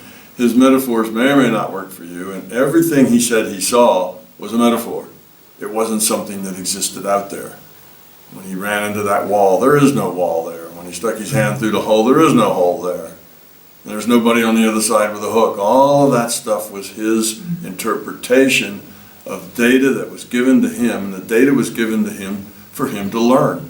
That was a learning environment. It's a one-player, it's a one-person virtual reality for the most part when you're out of body. So Bob's in this one-person virtual reality, and the system's trying to educate him what reality's like and what's going on. Well, he stuck his hand in a hole, he got a hook in his hand, but he missed the point. The point was that that was his fear, not that there are people lurking inside of portals with hooks. That's not it. So you see, if you read his book with the right understanding, then his book will maybe open your mind to other dimensions and a bigger reality. If you read it in a way that it's literal, it'll just confuse you. And you'll know less about reality than you did before you read it, because you'll think it's full of holes with people hiding behind them with hooks. And it's not like that. If you see it as a one-player virtual reality game where the system is trying to teach you something about the nature of reality, then all of it will make sense. But then what Bob wrote was his interpretation of the data he got. Sometimes his interpretation wasn't very good. When you get data that you don't really understand real well how to put that into language, you don't have enough understanding of your own to really sort it well, to process it properly. Let's say you have a belief. Well, you'll process that data in consonance with your belief. So if your belief is a certain way, then the data will come out reflecting that belief. Well, Bob didn't have a lot of beliefs, but he had some things hanging around from his growing up and his background and so on, and those things expressed themselves there. So when you read the things he saw, well, there's this inner ring where the souls hang out who are having a hard time moving on or something. Well, that's just his interpretation of the data, and there really is no such thing. That's just his sense of what he got. So he got something else that maybe told him that some IUOCs have a hard time growing up. They find it difficult. Well, a lot of IUOCs find it difficult. But if he got that message in such a way that he interpreted it as there's this bunch of IUOCs that just constantly circle here because they're not growing up. Well, the circle was his own interpretation of the information, you see. So he got this thing that's caused a lot of trouble for a lot of people, which was the loosh thing. That was a thing that he wrote about, that in this bigger picture, there was these beings who were basically loosh farmers, and we were their crop. We were their things that created loosh. We create loosh with our experience, with our emotions. So when we're emotional, it creates this stuff, this is again, like the ectoplasm oozing out of your head. This is all based on a physical, non-physical, if you will. And this loosh was something we created with our feelings, and this loosh is something very highly desired by this other group of people. So all we are is really, we're just down here like pigs in a pen in a stockyard. We're loosh makers with our feelings, and of course the farmers reach down and poke us all the time so that we'll have lots of feelings so that they can harvest lots of loosh. And now you have prison planet, right? That's not the way it works at all. So the information is something more like that we are here to evolve and grow. And we evolve and grow as we become love. And if we have these negative things and emotions, that's not good for us. So the more that we produce the love and the caring, that's a good thing. So we produce that sort of thing, and that's part of our growth path. So he got the idea that we were here producing something, and that something was valuable. Yeah, it is, you see? That's something that's very valuable. And that was our whole point in life, was to produce the stuff that was valuable. Well, that's us producing love, creating ourselves into love. So that was the idea he got, but he turned it into a loosh farm. So that's the way it is when you read people's books. You're getting their interpretation of the data. And after you really get the virtual reality concept, there's a whole lot of things like that when you read them. You can kind of see where they come from, and you can see what makes sense. That, yeah, that's a metaphor. Everything you get's a metaphor. What you get in the outer body are metaphors, because nobody's speaking English into your ear and you're not taking dictation. You get, he called it a rote. You get a download, you get a knowing, a knowledge that things are like this. And then afterwards you can kind of unwind that rote and you write it down and you pick up your ideas, but all of that reflects your own biases, your own ignorance, your own fears, your own limitations. That's why the early out-of-body people all found silver cords attaching them to their body. There aren't any silver cords. You know, there's no need for a silver cord. When you have a virtual reality viewpoint, the silver cord is not there. Bob Monroe didn't see any silver cords. He went out of body. Where was the silver cord? He didn't need a silver cord because he didn't already have that idea. It just happened to him spontaneously. He didn't read Muldoon and Carrington and Fox and all these other people that talked about the silver cords. If he did, he probably would have had a silver cord too. But he didn't know that he should have a silver cord, so he didn't have one. You see, because he didn't have that belief going in. So Bob Monroe showed up with no silver cord. That's, you know, that's progress in a sense. But had he read that stuff, he probably would have had a silver cord, because he would have believed that there's this subtle body that lives inside the physical body, and it's maybe called the soul or something else, but it's a subtle body, and it goes off and flies around. But it's what animates the physical body. It's the spirit inside that, you know, it's like consciousness, right? It's the spirit inside that animates us. So if it doesn't come back, you're just left with a hulk that doesn't work. And if that cord gets slipped, you're left as a hulk, and it's left with no way to express itself. So it's just lost, a lost soul. Ooh, you know, it wanders around and doesn't have anywhere to go or nothing to attach to. So it's damned and you're damned and everything is terrible. Well, that was the model in the 1980s, not 1980s, the 1800s. Back in the 1800s, that was kind of the model. Well, it's just expressing a belief. So you can read those books, but if that gives you a belief in silver cords, you see, that's not necessarily helping you. It's leading you into a particular set of ways of interpreting the data that aren't really helpful. That's why I say I don't discuss things, because these are my own interpretations of the data I get. I want people to go out and experience it themselves and do their own interpretations. And your interpretations change with time. So, you know, it has to be your own growing experience. You can't have anybody else's experience set. So that's why I say, so would you be harmed by the book? Well, maybe, maybe not. Depends on what you read and what you read into it. You know, if you end up with lush and you feel like you're being used and this is a prison planet and it's awful, and, you know, if some entity comes to you and tells you, move to the light, run, because that's just a trick. You're captured in the prison planet. Well, now you've become full of fear, right? This is part of a big, a conspiracy. So it's not only conspiracies in PMR, now the conspiracies are bigger than that. You know, what could be scarier? So it's just fear piled on top of fear, and is that gonna hurt? Yes. More fear you get, the less you are able to evolve. So fear is what drags you down. So it can hurt. And a lot of the people are in the prison mentality. It's because they read about the loosh. You see, Bob didn't mean it that way. I talked to Bob right after he had that experience. He had the Lush experience. I'd been going out at the lab for years then, and he told me about it. He says, this is what came to me. You know, I had this, and he was somewhat disturbed by it.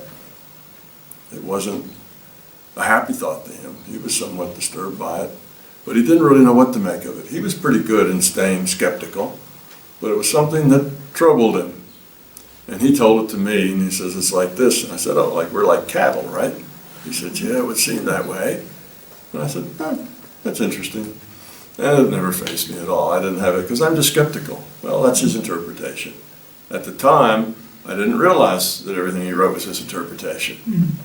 But it just seemed obvious to me at the time that that was not something I should be particularly concerned about. So, but this is still a very strong idea in the esoteric community, that we are a prison planet. yeah, oh, it's part of the, you know, it's part of the fear-based internet. Yeah. People are fearful, and if you tell them a fearful story, they'll grab onto it because it gives them something else to fear, and it helps justify their fear of everything. And it also takes them out of a position of being responsible. You see? Oh, I'm not responsible for anything. I'm miserable because the Illuminati are controlling everything and making my life miserable, and I'm just a poor puppet, and there's a puppeteer out there that does the stuff, and I'm blameless, I'm a victim. It's not my responsibility, you see. So the conspiracy theories let people become victims, and therefore blameless and faultless, poor things. So they can wallow around in self-pity, blaming everybody else, and feel like they're fine. They're the good guy down at the bottom, you know, but they're abused. There's nothing they can do about it. So that's just, once they do that, they've given away all their power. When you're a victim, there's no way up. You have no power. You're lost. You can't recover because you're just a victim. There's nothing you can do about it. So all you can do is be miserable, wallow around in self-pity until you die and then you get another chance. It's sad, but that is the worst possible place to be in. But it's all the fear. So fear, yes, is a big thing on the internet. But as people become victims, they become stuck. And then they're not growing up after that because they don't own any of their own stuff. I'm not a bad person, I'm just a victim.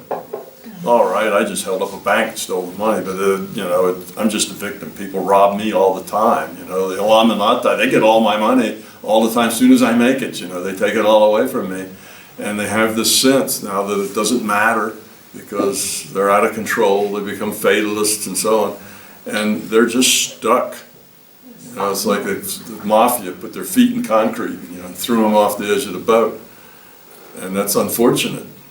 But yes, that fear is out there and it spreads because there are a lot of fearful people who would love to have somebody to blame besides themselves. Yes. The only way that you can make progress is to own yourself, be authentic, say, here I am and I'm responsible for me.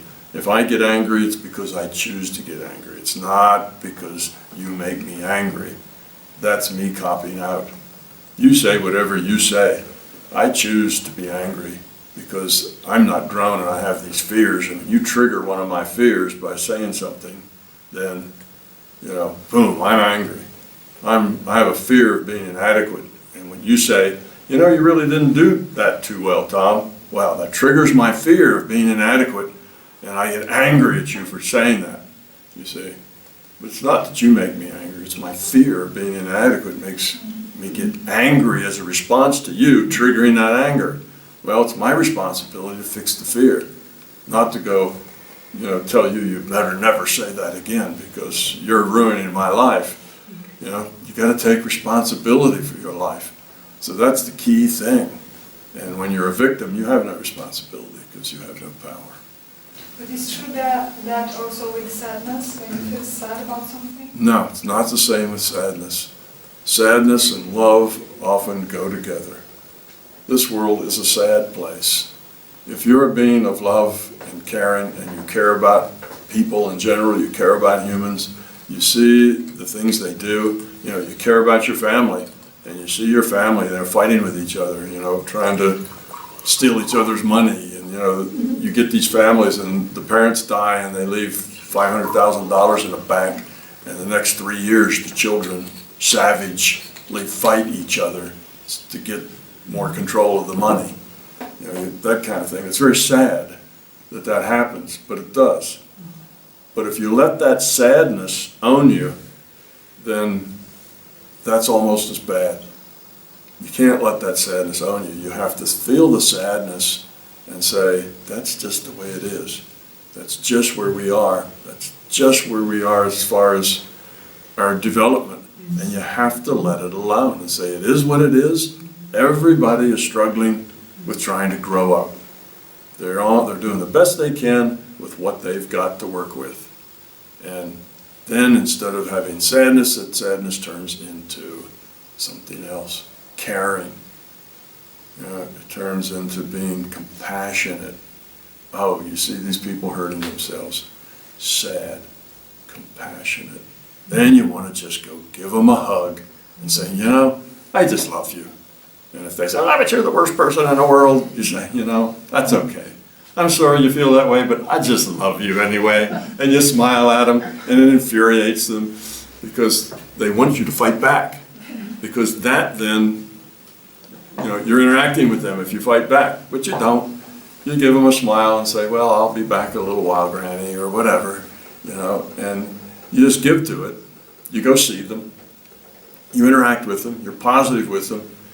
They may be miserable or they may be fighting, and you know, there are people are calling each other names and they're fighting, and you go in and say hello, give each one of them a hug, you know, and you're nice, and then you leave and go do your own business. So you don't let the sadness get you down. If you give yourself up to that, then you end up in a similar place as the people who are powerless. You end up in a self-pity party. Oh, woe is me. My family is so dysfunctional, you know, and I can't stand to go home. You know, Christmas is a nightmare, you know, all these people, and they fight, I can't stand it, you see, and pretty soon what you're into is, woe is me. My life is so awful. I can't stand Christmas because these people make me so unhappy, and da-da-da. Well, take responsibility. So that sadness can turn into compassion and love, or it can turn into self-pity. You don't want to take the self-pity route. That's ego. You want to take the compassion route. Wow, you have compassion for those poor people. Because then you just love them and hug them and let them fight. You know, you can't do anything about it. You know, if you step in and referee or something, they'll just drag you into the fight, and then you'll be part of the problem. So that's the way you deal with it. That's the way, even though you're an empath and you can relate to things and all of the suffering going on tears at your heart, you have to say, we're all those people out there. They're doing the best they can with what they came in with, you know, with the level of quality that they came in with. They're struggling with. From that point, it's where they have to go on. And then you wish them well, give them a hug, and let them go do whatever it is they do, even though it's dysfunctional. But now it doesn't drag you down. You still walk out with a smile, and you're still happy, even though you just watched the evening news, and everything was awful, and everybody's trying to kill everybody else and steal everybody else's stuff. And you say, wow, what a mess. Have compassion for all those people. Send a little love to the world and everybody in it, you know, and then go on about your way. You can't let that drag you down. The only way it can drag you down is by your ego. If it got a hold of your ego, then it can drag you down. But if you don't have that ego, it's not a drag. It's just a fact. And you let it go. So even though you're very compassionate about people and you feel very unhappy about, or very sad about their things that they, you know, there's children that are mistreated, there's people who are starving to death, and you have all this stuff. If you take that on as your own personal burden, that's just your ego. Just let that go. They're all doing as best they can with what they got. Don't read things into their mind or make anything more of it than that. Wish everybody well and go on smiling. And people say, I can't smile when all this is going on. I can't be happy when all these awful things. you know, and they're killing all these animals and they're not petting dogs enough and they're, you know, killing whales and doing this stuff, I can't be happy. Well, that's your ego. You are not letting people be who they are. You're not accepting that they are that way, that we're, the people were not very grown up. You don't have compassion for them. You have anger for them. How could they do that? It's anger. And you feel better than that because you don't do that, and they do. So there's a bit of looking down at them and that you're better, and all of that is just ego stuff. So there's no reason not to be happy, even in a very rough, mean-spirited, ugly place. You can still be happy and positive, and if you just go around hugging people, it helps make the world a better place too. And maybe someone smiles back. Exactly. Your example is inspiring to people. How'd you get to be so happy? What's the matter? You don't watch TV? You know? Yeah, you can say, no, you know, it's just the way it is. We're all growing. It's great. Look how much we've grown in the last 300 years. We're doing well. Yeah, but look at all this trouble. Yeah, sure, there's a lot of trouble, but people are doing the best they can with it. Don't you just love it? Yeah. It's a different way. So don't let the sadness drag you down. It's got hooks in your ego when it does that. I get that a lot. A lot of people send me emails and do things on YouTube. Yeah, but how can the big cheese or how can, you know, this larger conscious system allow all this awful stuff to happen? Well, it's not allowing it or disallowing it, and yes, it's awful, but lighten up. You know, it's the way it is. Accept it.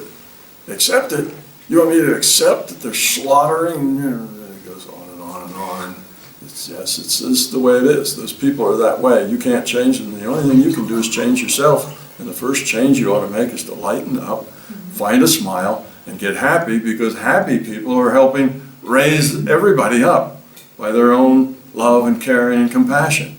When you're just growling and grumbling about how awful everybody is, you're part of the problem, not part of the solution. You're just adding another unhappy, growling person in the world. You know? So that's the better way to look at the big picture. I have another question. No. No, please, if I could have other questions. No, please, go ahead. Okay. So you said we cannot, from a logical point of view, touch the source or go to the source. Mm-hmm. So when I was 15 years old, I had a near-death experience. Mm-hmm. I was 4 days in profound coma, and I experienced, so to say, the other levels of beyond this virtual reality. Mm-hmm. And I was very centered, and my intent was always to go to the source, to know who I really am. Right, that's a good intention. And I went. Yes. Would you say I arrived at? No, you experienced the source, but you experienced the source, you know, I shouldn't say describing itself, but being itself. You experienced the nature of the source, and it is an overwhelming kind of an experience. And I've experienced that many, many, many times. It's an experience you can have really when you want it, but when you have that experience, and a lot of NDEs, near-death experience people, do have that experience. And it's basically, you know, these are all metaphors though. Everybody sees it in their own way, with their own description and their own metaphors. But basically it's the desire, I want to know, you know, what is the nature of reality? What is the source? I want to connect. And you do. Often the metaphors are you move toward the light, and you see this big kind of being of white light, and you go and you merge with it. And when you merge with it, you are a part of everything. You're part of the grass, every leaf, every grass. You are one with everything. You lose your individual identity. You're no longer Tom or Susie or whatever. You're just one with it all. You feel the love. You feel so much love pouring into you, and then you kind of radiate that too.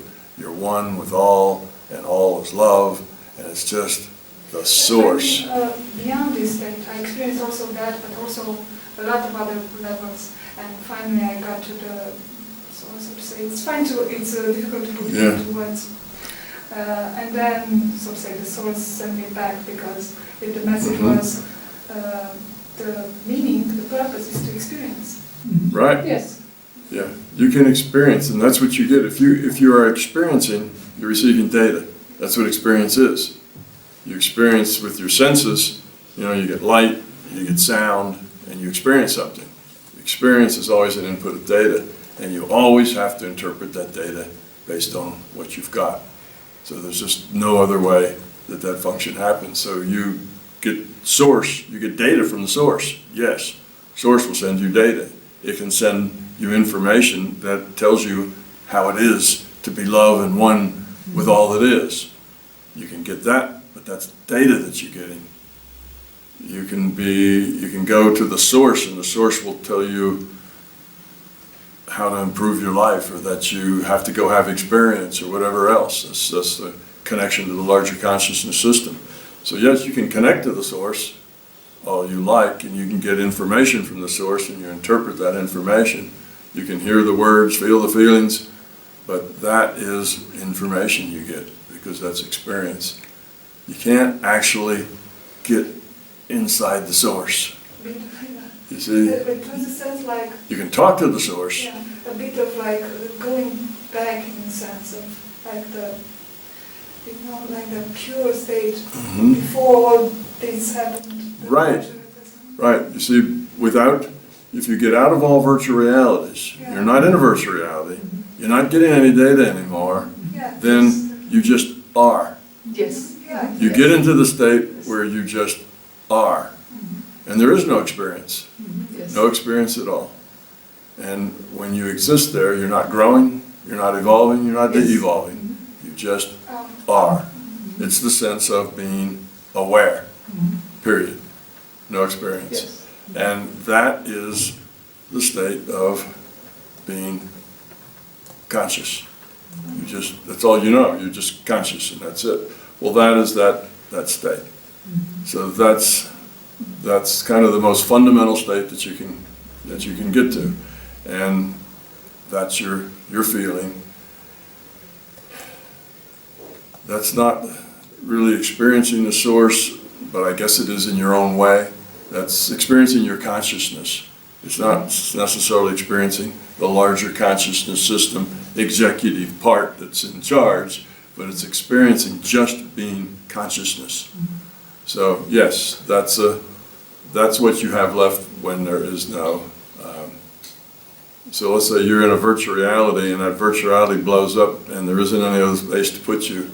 You just exist like that, as consciousness with no data and no experience, until space became available and you could log on and then go have some fun. And it was something else also that was a bit, so as consciousness, pure consciousness, you don't actually, you are not the sum of your data. You just are like more the quality that you are, that you are at the being level. Yeah, Is that so? yeah, that's right. You're the quality. And see, when you incarnate, the only thing you incarnate with is your quality. You come in with quality. You don't come in with a memory, you don't come in with data, you don't come in with anything else. You just take your quality, and that's what starts over. And then the next time you hope to add a little bit to that quality each time. But that's exactly that's the part that's really the sum of you. But that quality is really all the life experiences together. And that quality can go up not only because of what you do, but because what you bring back to the whole. When you bring that learning that you had back to the whole, then that learning gets synthesized with all the rest of the experience you have, because sometimes that learning will trigger something else. Maybe not actually an experience you had, but it'll shed light on some experience you had in some other lifetime, which will shine a little light, and you'll grow a little bit more from that. So you learn everything you've done and how that might be integrated into your overall experience, and then that gives you like a new level of quality. Could be higher, could be lower, depending on the choices you made. And then your next incarnation, that's what you start with. And from there you start making choices that can evolve it or de-evolve it. Yes. In my case, my near-death experience, I was 27. I was thrown into this being space. There was nothing, just my consciousness. I knew, oh, this is the being state, and that's me. I'm immortal, that's me. And it was a wonderful feeling, and it lasted, I don't know, some time. And there was nothing, just me. And after some time, I got bored. I was bored because there was nothing. And then I said, where is the show? And then, yes, really. I said, where is the show? And then it was sort of explosion. I said, where is the show? And then a huge wooden theater popped up. But yes, I think it was my creation. I don't know. Yeah. And I was in this wooden theater instead for about 2 weeks. And then I woke up. But this showed me that we are creators. Yes. And this is why, we started in the morning with this, Erkenntnis. Inside. This is inside, and this is at the bottom of all. We are the creators, and if you experience some demon or something, be sure it's you. Yes, Yeah, I know. we are the creators. I experienced that also. First, I was confronted with my own fears, and I, at some point, realized that I was creating some monsters and so on. And they disappeared when I realized that it was Right. my own creation. That's the best thing to do when you're out of body, you're in the non-physical, and some big monster shows up and growls, and his teeth are dripping blood. And all the horror story things. The best thing to do is to walk up, give them a big We cup. can't do it. Yeah, I did that. Yeah. Kiss them and wish them a good day, and they go away. They go into smoke. My masters were puzzled. I hugged them and. Yeah, and then poof, they go into smoke, because it's your fear. Is the thing. They represent your fear, and if you don't play that fear back to them, then they just disappear because the fear isn't there. If you scream and run, then you're basically feeding that image. That's what these people do. That I say they go in this downward spiral until they've created a thought form, an entity that is now hounding them, and it's very hard because when somebody is miserable and they feel like worms are crawling under their skin, and something talks to them all night long and won't let them sleep. They're sleep deprived, they're just completely miserable, and you say, oh, don't worry, it's just you. You're making yourself miserable. Well, they want to find a gun and shoot you. That's not something that they want to hear. They want to hear, oh yes, that's some entity. It's not your fault, this evil thing is making you feel that way, and I'll get rid of it for you. And if it was an entity doing that, then it would be easy to get rid of it for them. But when they're making it themselves, you can't get rid of it for them. But I'm still puzzled. Would you think that it would be a possibility that I was kidnapped, so to say, by some entities? And So you were kidnapped when? The little thing that happened to you? when I was a child. Mm-hmm. When I tried. Anything's possible. But they do. So Anything's possible, but I'd say it's highly unlikely. There are rules that prohibit that kind of thing from happening, and basically, mostly the rules are abided by, and when they're not, usually that comes to light right away and it's fixed. So I'd say it's unlikely that that actually happened. There are entities, there are energies and things that can interfere with you, but generally it takes a purposeful intent to do that. And that purposeful intent usually comes from somebody who's also here in a body. Somebody who doesn't like you or whatever may have an idea that you should go away. Let's say you're the baby sister, and there may be a sibling that's a couple of years older, and they don't really want a baby sister because now the baby sister gets all of the attention and they don't get to sit on mommy's lap anymore. And that being might say, you need to go away. Get out of here, be gone. And just that might be enough to trigger, an experience. That would be somebody wants you to go away. Now that person has that idea in their mind. They send that idea to you, and then you take that idea and create, your experience out of it. So it can come from somebody else. And then the other thing is that somebody who's really trying to hurt you, but this is now the voodoo kind of thing, where somebody is using their intent to modify your reality in a negative way. They're going to hurt your children, they're going to hurt you. They're going to keep you from ever getting pregnant, from having a child. They're going to do this, going to do that. They're going to make your head hurt all the time. And if they're doing that, it's somebody that's here in a body, and they are sending negative intent towards you. And that does. Actually, I had someone in the family who did that. I mean, I have an aunt who never liked me, and she did some bad magical stuff that she tried. I do have it. Yeah, those kinds of things can happen. So when it's outside, the times I found that it actually was an outside source, it was something like that. It was either unintentional, like Big Brother really doesn't like me, or it was something intentional, like pay me money or I'm going to make your head hurt forever, or I'm going to do something to you, where they were using their own abilities to modify future probability to hurt someone. So those are the cases when it actually was outside.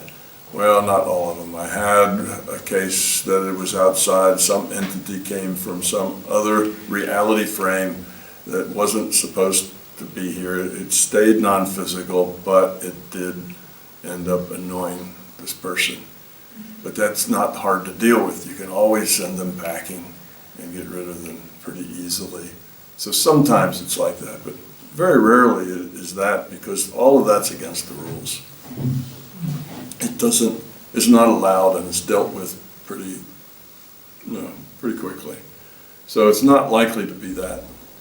But I have had other things like that, but those generally aren't that hard to fix, because just like I said, the evil people can be a very big fish if they're in a very small pond. So if you're in coastal Africa and everybody there knows that these people exist, they know that you can use your intent to hurt or to help, and it's common for other people to pay them to help them or to hurt their enemy. So you live in that kind of an environment, you already have that fear ingrained in you. So then the only way that this energy can affect you is if you're frightened. If you don't have the fear, they can't touch you. They can't do anything to you. You have to be connected to them. It's like you can turn that portal off, and their fear just can't modify your future probability. You reject it. Okay, so you can do that, but if they can frighten you, then that fear creates a portal, a line through which they can interact with you. That's why the voodoo lady makes their little doll and sticks a pin in it and leaves it on your doorstep, because not that that little doll is going to hurt you or the pin has anything to do with anything, it's that is there to frighten you. So if you're frightened, then that gives them a connection to you. And that's why they often, make a big scene, curse to you and all of your family for the next 50 years, and they puff up and, wave their thing and wear clothes that makes you think they're really weird. And, they do all that histrionics is going on just to create fear. Because once they create fear, then you're an easy target. But I've dealt with people who are like that, but those generally aren't too hard to get rid of either, because the negative side just never gets all that powerful. But in a group of people who feel helpless, they're big fish in that pond, and they're very scary, and the people are afraid of them, so they then seem hugely powerful because they can kill people with their minds and so on. But in a bigger picture, they're not really all that strong or all that tough. Yeah, but I came from Romania, and there is this medium of superstition, religious superstition, and magical superstition, gypsy superstition, all kind of Yeah, fear medium, fear Yeah. based because of. yes. And sometimes these people will, and sometimes these, I don't know, voodoo people, they will enlist the help of non-physical beings. You know, they'll enlist the help of other things. But all of that, again, is their own, it's their own intent. It's their own mind games that they're playing. And they can enlist the help of somebody that's more powerful than they are to go help give that person a headache or whatever. But this is part of their own creation, again. So that's, for somebody who has developed some up the positive side, it's generally not that hard to deal with it. For somebody who doesn't have any idea what's going on, it's terrifying, and they can be seriously hurt by it. So they're big fish in a little pond.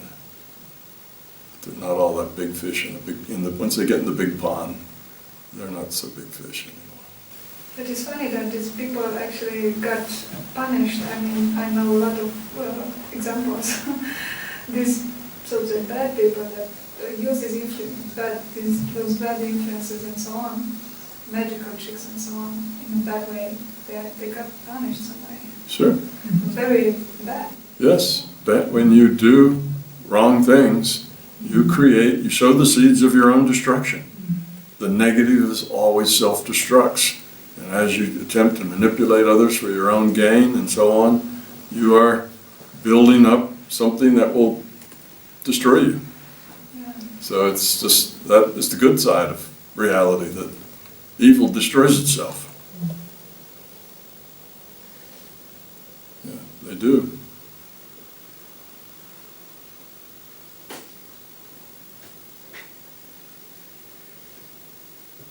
We haven't run out of questions, have we?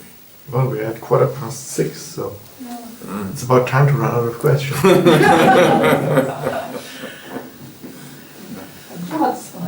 it's okay. So, Thank you. so guys, was it worth it? Was it Yes. fun? Yeah. Yeah. Yes. Yeah. Good. Good. Yeah, I got another one of these to do back in the States. It's going to be where I live, though. It's going to be in Huntsville. We thought while we were here, why not do this here? Because we got a lot of people here in Europe that deserve to be here, and it'd be a shame to say, well, sure, you can come, but you've got to fly to the U.S. to do it. That's not very nice. Since you were going to be here anyway, that was Keith. He says, since you're going to be there, why don't you work off this obligation while you're there and make, it was like brilliant. Yeah, good planning, Keith. Keith is a good organizational guy. So it's because of Keith's organizational skills that this actually happened. But it's a real good idea. I'm glad we could do it. It's been fun. Yeah, thank you very much. Yes, thank you. Thank you. You're welcome. Again, take what you can take from it and leave the rest, as always. Well, what do you say about us as a group here? What would be, so to say, a general advice of, besides not to believe what you said? That's the number one advice. Don't believe anything I tell you. Because if it's mine, it's not yours. And if it's not yours, it's just not going to help you that much. But maybe it'll give you an idea to make something yours, or maybe you'll take that idea and work on it and turn it into something that's yours. So if it's helpful that way, then I'm glad. You might find what I tell you to be helpful, some news that you can use. But otherwise, if it isn't useful to you, then let it go, or keep it on the side, because maybe years from now it will be useful to you. You'll get to a point where it'll click. And suddenly things will fall into place and you'll say, oh, yeah, I remember that. Oh, this is what's going on. And then it may be helpful later. But advice, the advice I would give is that in your effort to grow, the thing that you should work on first are the basics. That's like everything else. Whatever you do in your life, If you get the basics down really well, the rest of it is easy. Here the basics are get rid of the fear. Get rid of the ego, get rid of the beliefs. Work on that. As you find yourself having negative feelings, being upset, being annoyed, anger, frustration, all of that stuff, sad, not necessarily sad, but unhappy. You find yourself in those states, stop. Say, what? Why am I like this? Why am I having this negativity? Why am I angry? And you will find there's a fear attached to your ego. That's why you're angry. And then, once you realize that, ask the question, how has this fear affected my life, my choices? Because it was just affecting that choice. You cut yourself, it was affecting a choice. Your choice was to get angry. So that was one of them. But what other ones? And if you dwell on that a little while, you'll find that it has affected most of your choices. Like 90% of your choices have been affected by these fears. It's changing your life. This fear is getting in the way. It's causing relationship problems. It's causing problems at work. It's dysfunctional. And once you have that, that should give you the incentive to say, I don't want to be like that. And then get rid of it. And just work on fears. Because once you get that gone, everything else is simple. And until you get that gone, everything else is hard. So that would be the thing. Just find those fears, find that negativity, get rid of them, and just work on it. And after you've been successful the first time, it's easier to be successful than that. The first is the hardest one. You struggle and struggle and struggle. It's like that fear will never go away. I keep doing it and doing it over and over. That would be you just need consistent, just keep working on it. Once the first one's gone, the second one slips away in half the time. And the third one slips away in half of that half of the time. So it gets easier and easier. So work on the basics first. And then that's kind of at the bottom level. Otherwise, with your experience and your connection with the larger consciousness system, learn to get out of your head and not just run your life entirely with your intellect. Feel. Get into a feeling space where you feel things. Feel quality, feel relationships, feel connectedness. All of the feelings-based things are good exercises for you to do. Exercise that feeling space. Feel the compassion. Feel the love. Don't feel the anger. That's not a good one. If you feel the anger, go fix that problem. Get into a feeling intuitive space to where you connect with people. Understand those people from their perspective. Try to see everyone from their reality. Well, how do you know what their reality is? Try to feel that. Try to intuit it. What is their reality? How do they interpret things? And that will help you know how to communicate with them, because you have to put it into their language to communicate. So that being connected to people will help get you out of your intellect, because the intellect can't connect with people. The intellect can only guess. So connecting with people is like the next big thing to do. Connect with them emotionally. Connect with them intuitively. And if you practice that for a year or so, where you just, how does this person feel? Why do they feel that way? Where are they coming from? How do they interpret things? You can ask them some questions. What do you think about, what do you think that means? I noticed you got a little sad there when I said that, why was that? And get to know people at more than a superficial level. So interact, get connected. And that will help you develop your intuitive side. Because all of that has to really come at an intuitive level. The intellect can help a little bit. It's mostly intuitive stuff. And once you get good at that, you'll find everything else then will be a lot easier, because most of the things we want to do, the outer body, the remote viewing, the healing and stuff, all needs to be done out of the intuitive side. And dealing with people will help build that intuitive side up. But you got to deal with them positive. If you deal with them negative, You deal with them in a negative way, you're building up your ego. That's the ego, is the negativity. So dealing with people in a positive way. Caring about people. You know, actually practice that being love thing. But not acting it, being it. So those are the things I'd leave you with. If you just focus on those two things, everything else falls into place after it. And always remain skeptical. Always remain skeptical. Skeptical of me, but most of all, skeptical of yourself. You've had an experience. Well, you can interpret all kinds of things into that experience and do your best shot, but don't really believe it. Just be skeptical of what it is and just accept, well, it was what it was. Here's what I think it meant, but maybe not. And just let that be good enough. We tend to work ourselves down into rabbit holes when we try too hard to make things specific when we're guessing. We really don't like not knowing. We really don't like uncertainty. And what we do when we feel uncertain about something is we make something up, then we believe it, and now we're certain. Fix that problem. I no longer have this uncertainty issue. I make up a story, then you stick with it. And that traps you into not being able to see the bigger picture. So you can, that makes life a lot easier. So those are the key things that you need to do. But remember everything I tell you. Don't believe a word of it.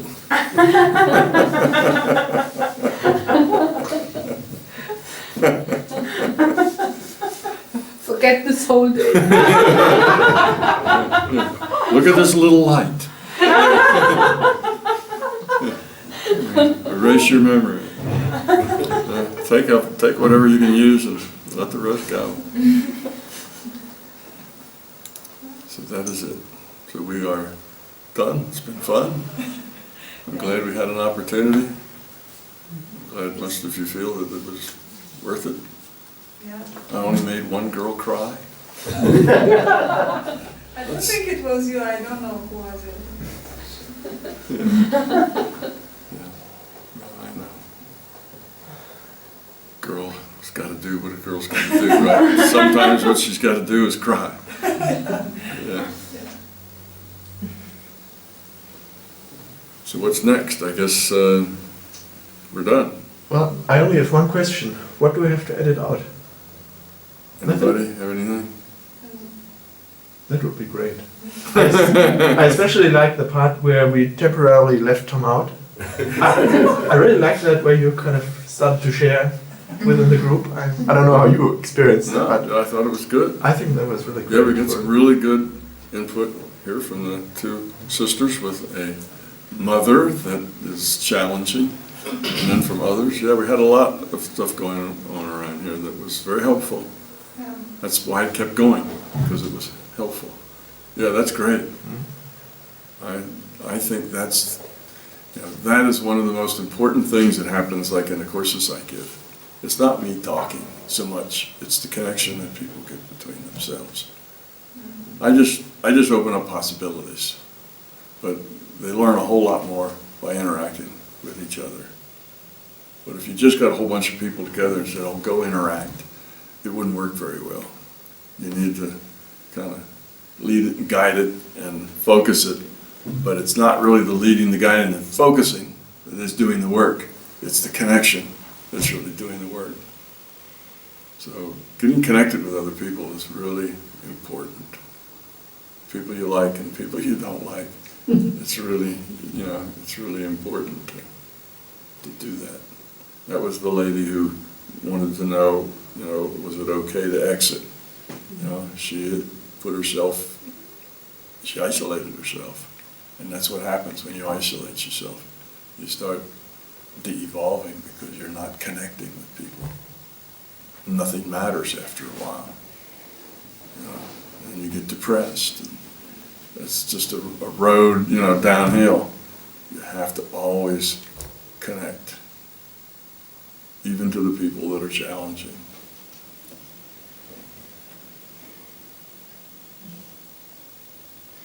it's, you know, I get people sending an email that they want to escape. You know, I'm done with this place. It's so ugly, I can't live here.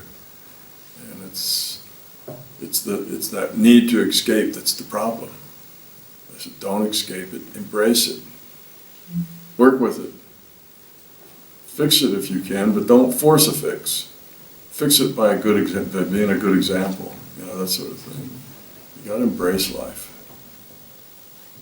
I have However, another question. Could you please relocate to Germany? can I do that?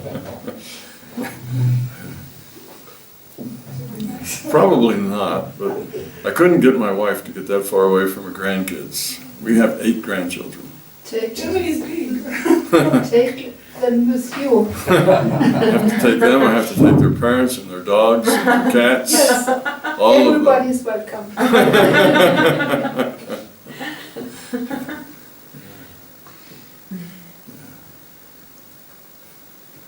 So let's go to the States. Yeah.